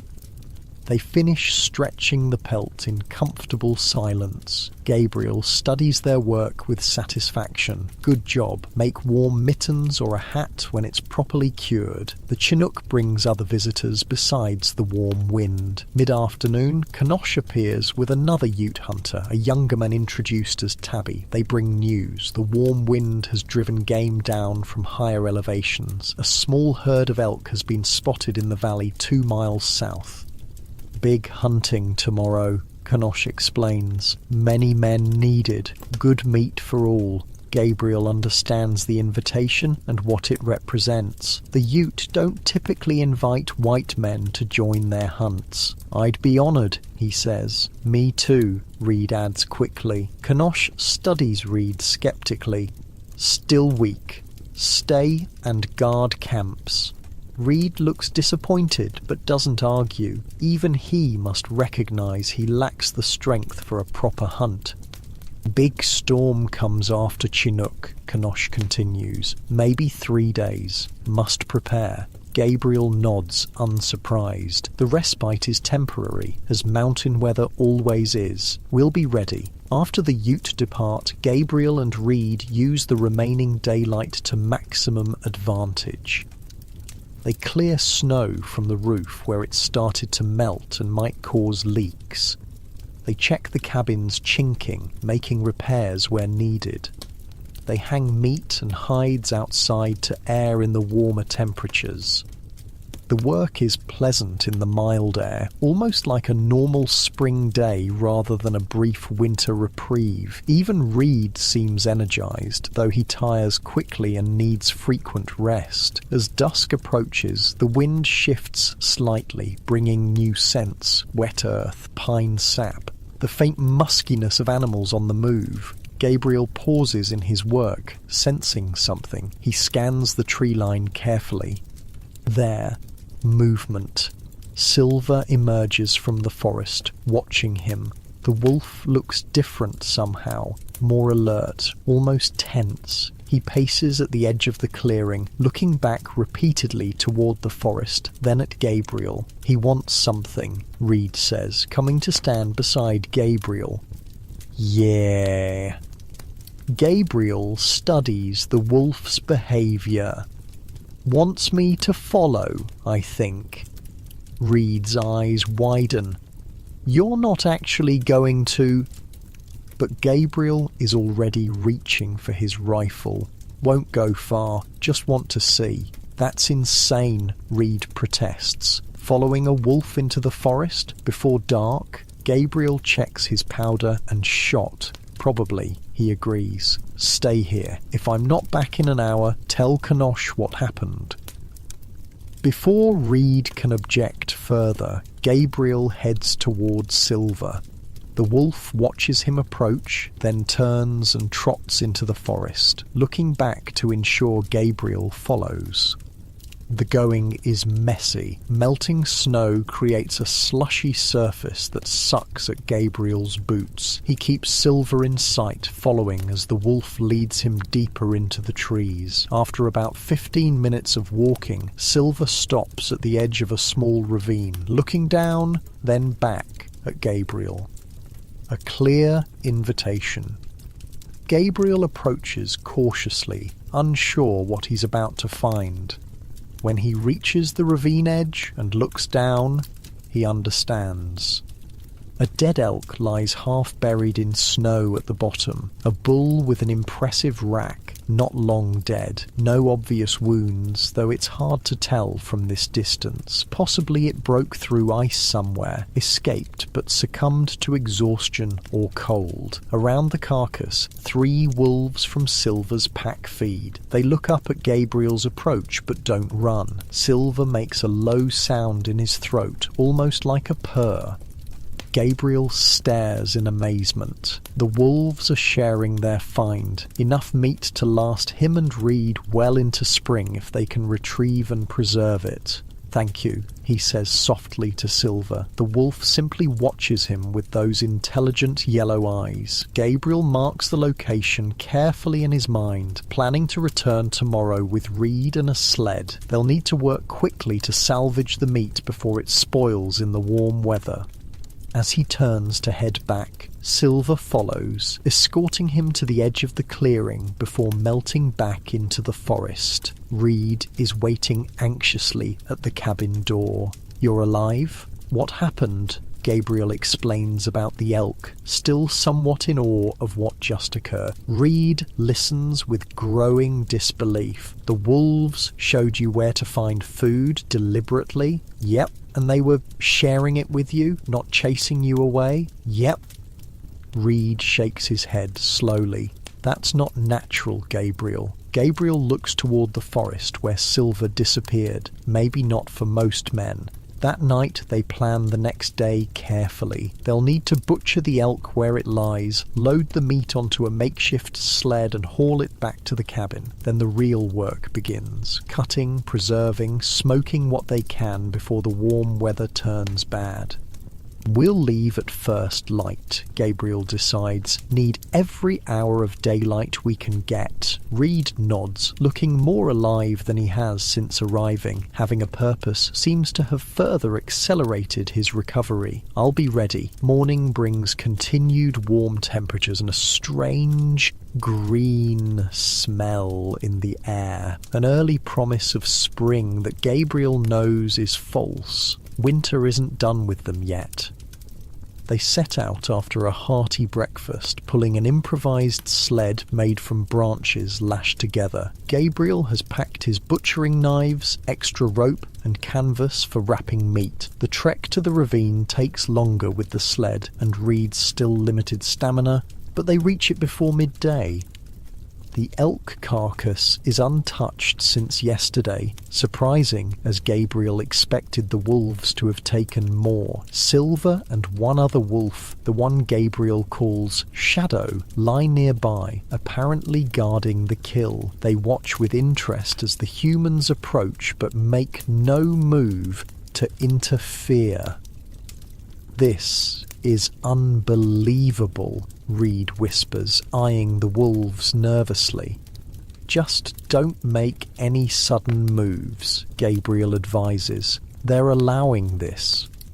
The butchering is hard, messy work. Gabriel shows Reed how to make the initial cuts, how to separate muscle from bone, how to identify the prime sections worth taking versus what they'll leave for the wolves. The warm air means flies are already beginning to appear. They need to work quickly.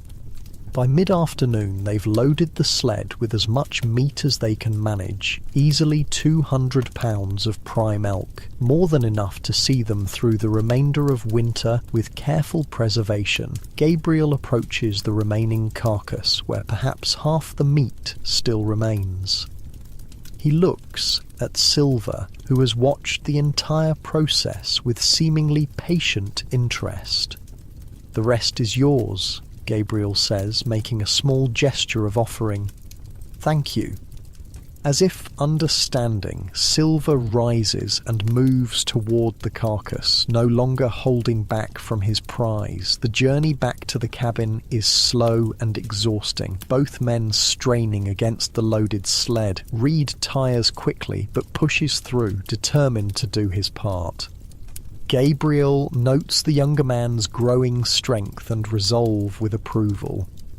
They reach the cabin as dusk gathers, muscles burning, clothes soaked with sweat and blood. The immediate work isn't done. They need to hang the meat properly to cool overnight before beginning the preservation process tomorrow. As they work, Gabriel notices Reed watching him with a curious expression. "What?" he asks, hanging a large haunch from a cabin beam.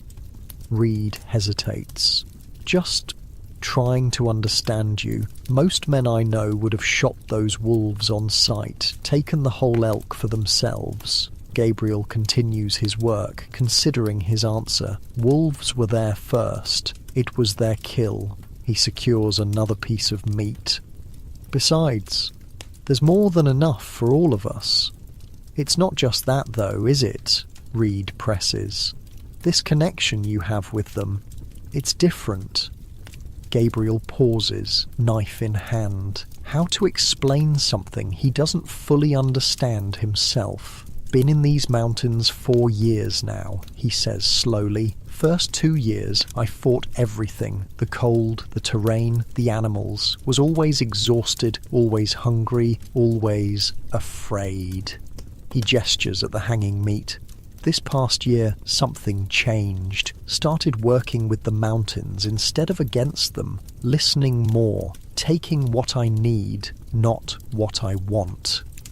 Reed absorbs this. And the wolves sensed that somehow? Gabriel shrugs. Kanosh would say they recognized a kindred spirit, someone who belongs. He smiles slightly. Or maybe they're just smart enough to know that trading with humans is easier than fighting them. The next day is consumed with meat preservation, cutting strips for jerky, smoking some portions over a carefully tended fire, rendering fat for future use. It's detailed, exhausting work, but both men tackle it with the energy of those who know what starvation feels like. Kanosh visits briefly. On his way to the elk hunt, he examines their bounty with approval. Wolves brought you this, he states, rather than asks. Gabriel nods. Kanosh smiles faintly.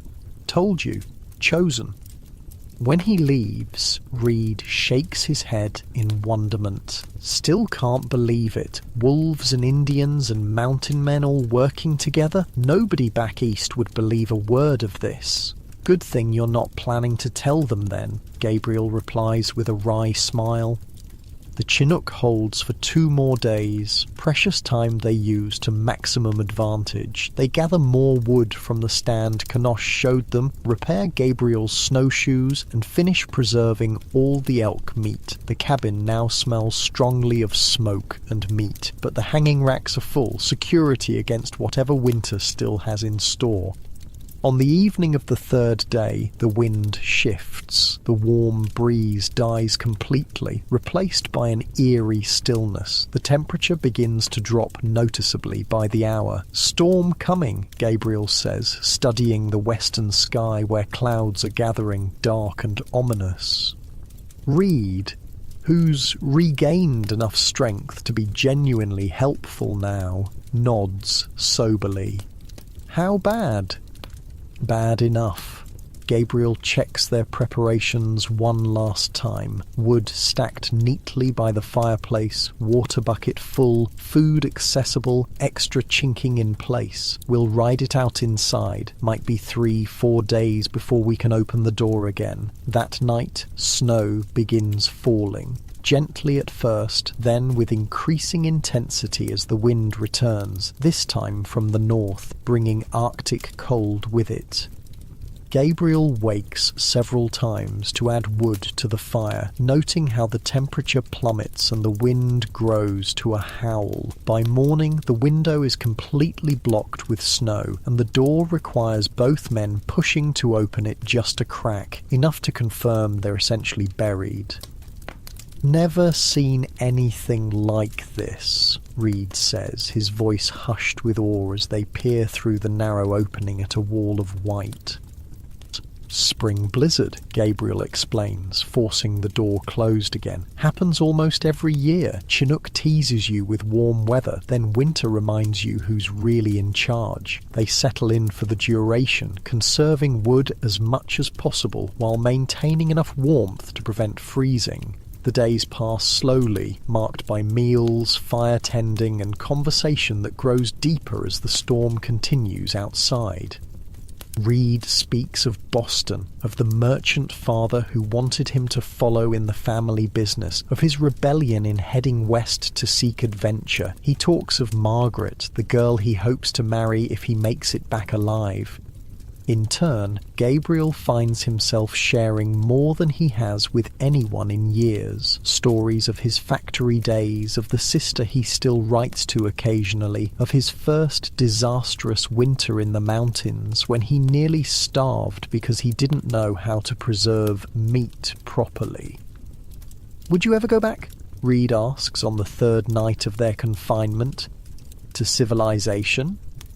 Gabriel pokes at the fire, watching the embers glow and fade. "Used to think no, never, but sometimes," he hesitates. "Sometimes I think about having a place, not in a city, maybe a small settlement, somewhere I could have a proper garden, maybe some livestock." "A wife? Family?" Reed prompts. Gabriel snorts. "Been alone too long for that. Wouldn't know how to act around a woman anymore." "You'd remember quick enough," Reed says with a grin. Gabriel throws a stick at him and they both laugh, the sound strange and welcome in the snowed-in cabin. On the fourth day, the storm finally breaks. The silence after so much wind is almost shocking. It takes them nearly an hour to dig their way out the door, revealing a transformed world. Snow drifted higher than Gabriel's head in places, the entire clearing reshaped by wind and snow. The cold is back. The thermometer reads 12 below zero, but the sky is a clear, brilliant blue. Gabriel stands in the doorway, breathing deeply, savouring the fresh air after days of confinement. "Well," Reed says, surveying the winter wonderland around them, "that was exciting." Gabriel chuckles. Welcome to the Rockies in February. Never boring.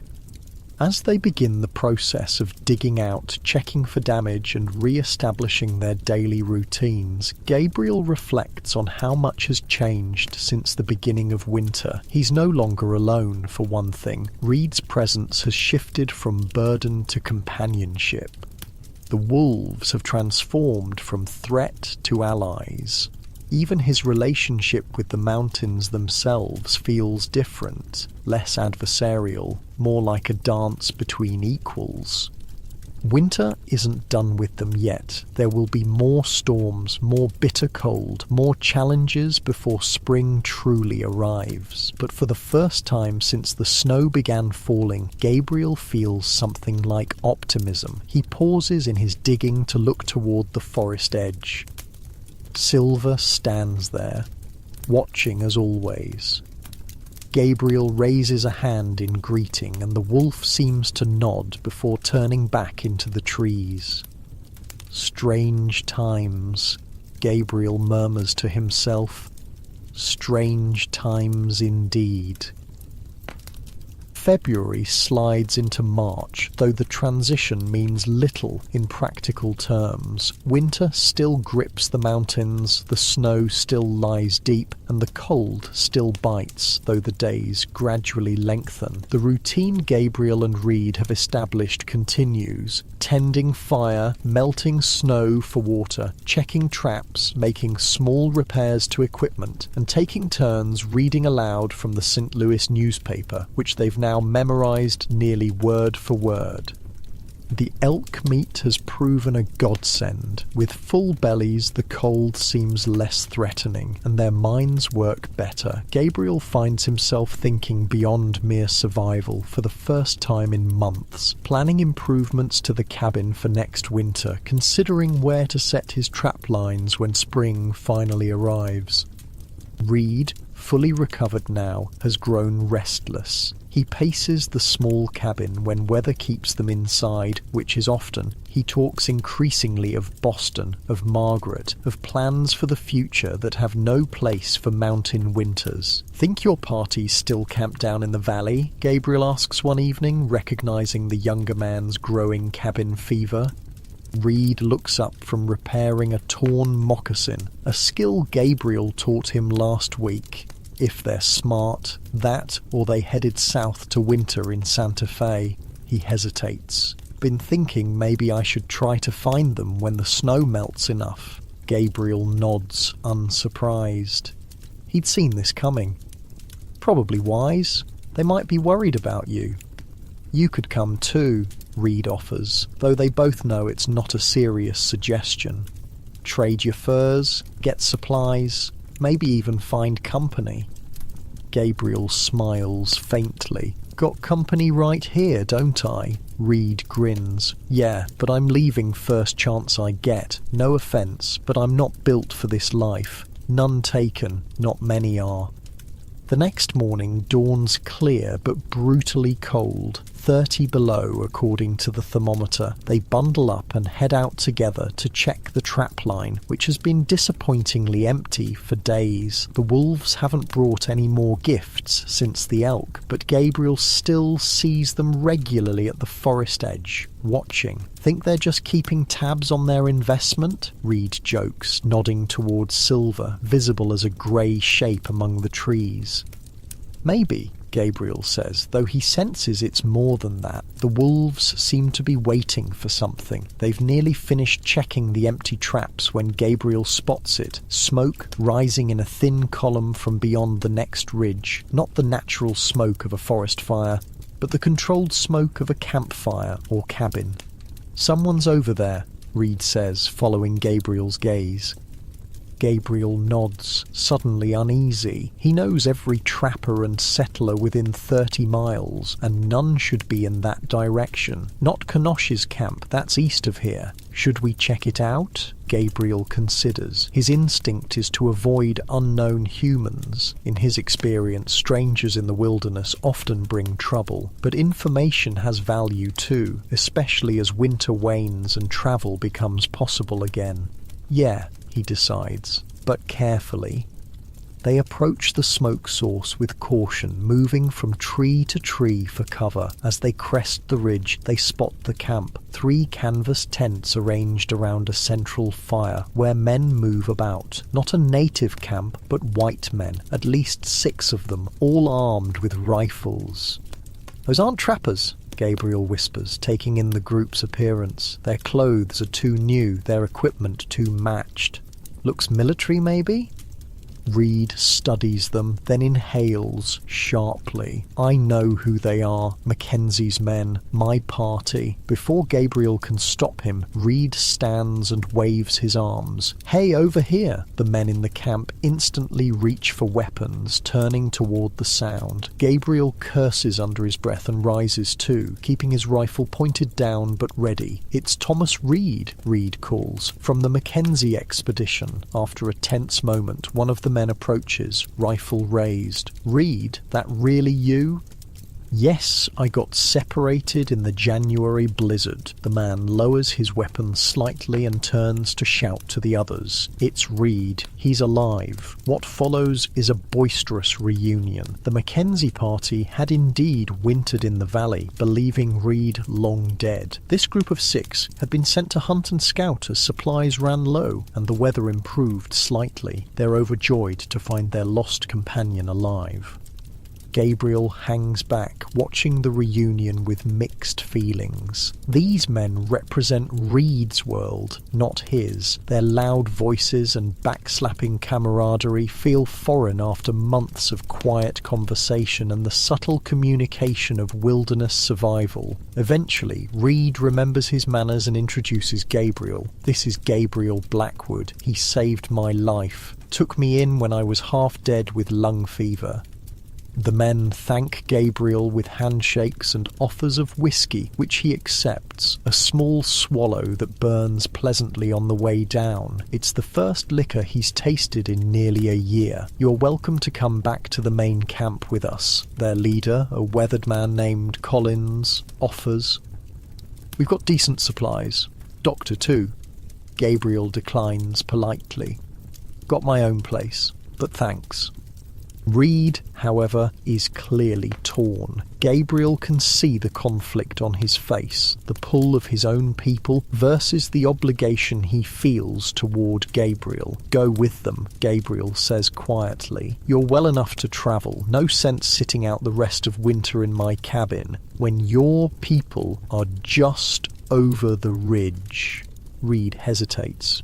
You sure? I can stay and help until spring proper. Gabriel shakes his head. I was managing fine before you came. Will manage fine after. He means it kindly, though the words come out more bluntly than intended. Reed nods slowly, understanding. I'll come back before we head east. Properly, thank you. No need, Gabriel says, already turning to head back to his cabin. Good luck finding your Margaret. He leaves Reed with his companions, their voices fading behind him as he crests the ridge. The solitude he'd craved for weeks now feels strangely hollow. Back at the cabin, Gabriel adds wood to the fire and sits staring into the flames. He's alone again, and he should be relieved. Reed's departure means one less mouth to feed, more space in the small cabin, no more endless questions or stories about Boston. So why does the silence feel so heavy? A sound outside draws his attention, a familiar howl. Silver calling from the forest edge. Gabriel rises and goes to the door. The big wolf stands in the clearing, watching the cabin expectantly. Behind him, partially visible among the trees, are the others, Notch, Shadow, and the two younger wolves. Without fully understanding why, Gabriel reaches for his rifle and winter gear. Something tells him to follow, just as he had when Silver led him to the elk. Outside, the bitter cold stings his face, but he barely notices. Silver approaches closer than ever before, just a few yards away, then turns and trots toward the trees, looking back to ensure Gabriel follows. Gabriel does, trudging through the snow after the wolf, rifle ready, but not aimed. They travel for nearly an hour, moving northeast along a route Gabriel doesn't typically use. Silver sets a deliberate pace, not too fast, despite Gabriel's awkward progress on snowshoes. Finally, they crest a small rise, and Gabriel understands where they're going. Below, in a sheltered hollow surrounded by pines, lies a small, unfrozen pond, a hot spring. Steam rises from the surface, creating a mystical scene in the winter landscape. Gabriel has heard of the hot springs in these mountains, but never found this one. It's a treasure in winter, a place to truly get warm, to bathe, to soak cold, aching muscles. Silver stops at the edge of the hollow, watching Gabriel with those intelligent eyes. Then, surprisingly, the wolf lies down in the snow, as if settling in to wait. "You're not coming?" Gabriel asks, though he feels slightly foolish talking to a wolf. Silver just blinks slowly, making no move to follow as Gabriel descends toward the spring. The water is gloriously warm, not hot enough to scald, but easily 80 degrees, a shocking contrast to the frigid air. Gabriel tests it with his hand, then makes a decision. He glances back at Silver, still watching from the ridge, then begins removing his outer layers. It's a risk. Getting naked in sub-zero temperatures could mean death if something goes wrong, but the prospect of a warm soak after months of cold is irresistible. Working quickly to minimize exposure, Gabriel strips down to his skin, keeping his clothes in a neat pile on a nearby rock. Then, taking a deep breath, he steps into the spring. The sensation is indescribable, heat enveloping his cold, numbed body, penetrating muscles that have been tense for months. He sinks deeper until only his head remains above water and lets out an involuntary groan of pleasure. "Jesus," he whispers, feeling his body truly warm for the first time since autumn. "Thank you, Silver." For nearly an hour, Gabriel soaks in the spring, occasionally glancing up to confirm Silver still waits patiently on the ridge. The wolf hasn't moved, seemingly content to guard while Gabriel bathes. The experience is more than physical relief. It feels like a gift, a sacred moment of comfort in the harsh winter. Gabriel finds himself thinking of Canosh's words about being chosen, about belonging to this place. Perhaps this is part of what the Ute hunter meant. Eventually, practicality forces him from the water. The sun is lowering, and being caught outdoors after dark in wet clothes would be fatal. Reluctantly, Gabriel emerges from the spring, drying quickly with a scrap of hide before dressing rapidly in his still warm clothes. As he climbs back up to where Silver waits, he feels renewed, not just physically, but spiritually. Something has shifted inside him, some acceptance of his place in this wild world. Silver rises as Gabriel approaches, studying him with what almost looks like satisfaction. Then the wolf turns and leads the way back toward the cabin, following their earlier tracks. They arrive just before dusk, the temperature dropping rapidly as shadows lengthen. At the edge of the clearing, Silver stops. For a moment, wolf and man regard each other in the fading light. "I understand now," Gabriel says softly. "You're showing me how to survive, not just exist, really live here." Silver makes a soft sound in his throat, not quite a growl, not quite a whine. Then he turns and disappears into the trees, leaving Gabriel alone in the clearing. That night, Gabriel sleeps better than he has in months, his body relaxed from the hot spring, his mind at peace. The next week brings warmer days, still below freezing, but climbing into the 20s instead of hovering near zero. The sun's strength increases noticeably, and the snow begins to develop a crusty surface during the day before refreezing at night. Gabriel establishes a new routine without Reed. He visits the hot spring every third day, always accompanied by Silver, who seems to have appointed himself guardian during these vulnerable moments. The wolves continue to appear regularly at the forest edge, sometimes leaving small gifts. Rabbits mostly, once a peculiar shiny rock that Gabriel places on the small shelf beside his bed. In return, Gabriel leaves his own offerings, scraps of meat, carved wooden figures, once even the last of his coffee beans, a sacrifice that feels significant. He wonders occasionally about Reed, whether he's comfortable with his companions, whether he's told them about Gabriel's unusual relationship with the wolves. Probably not.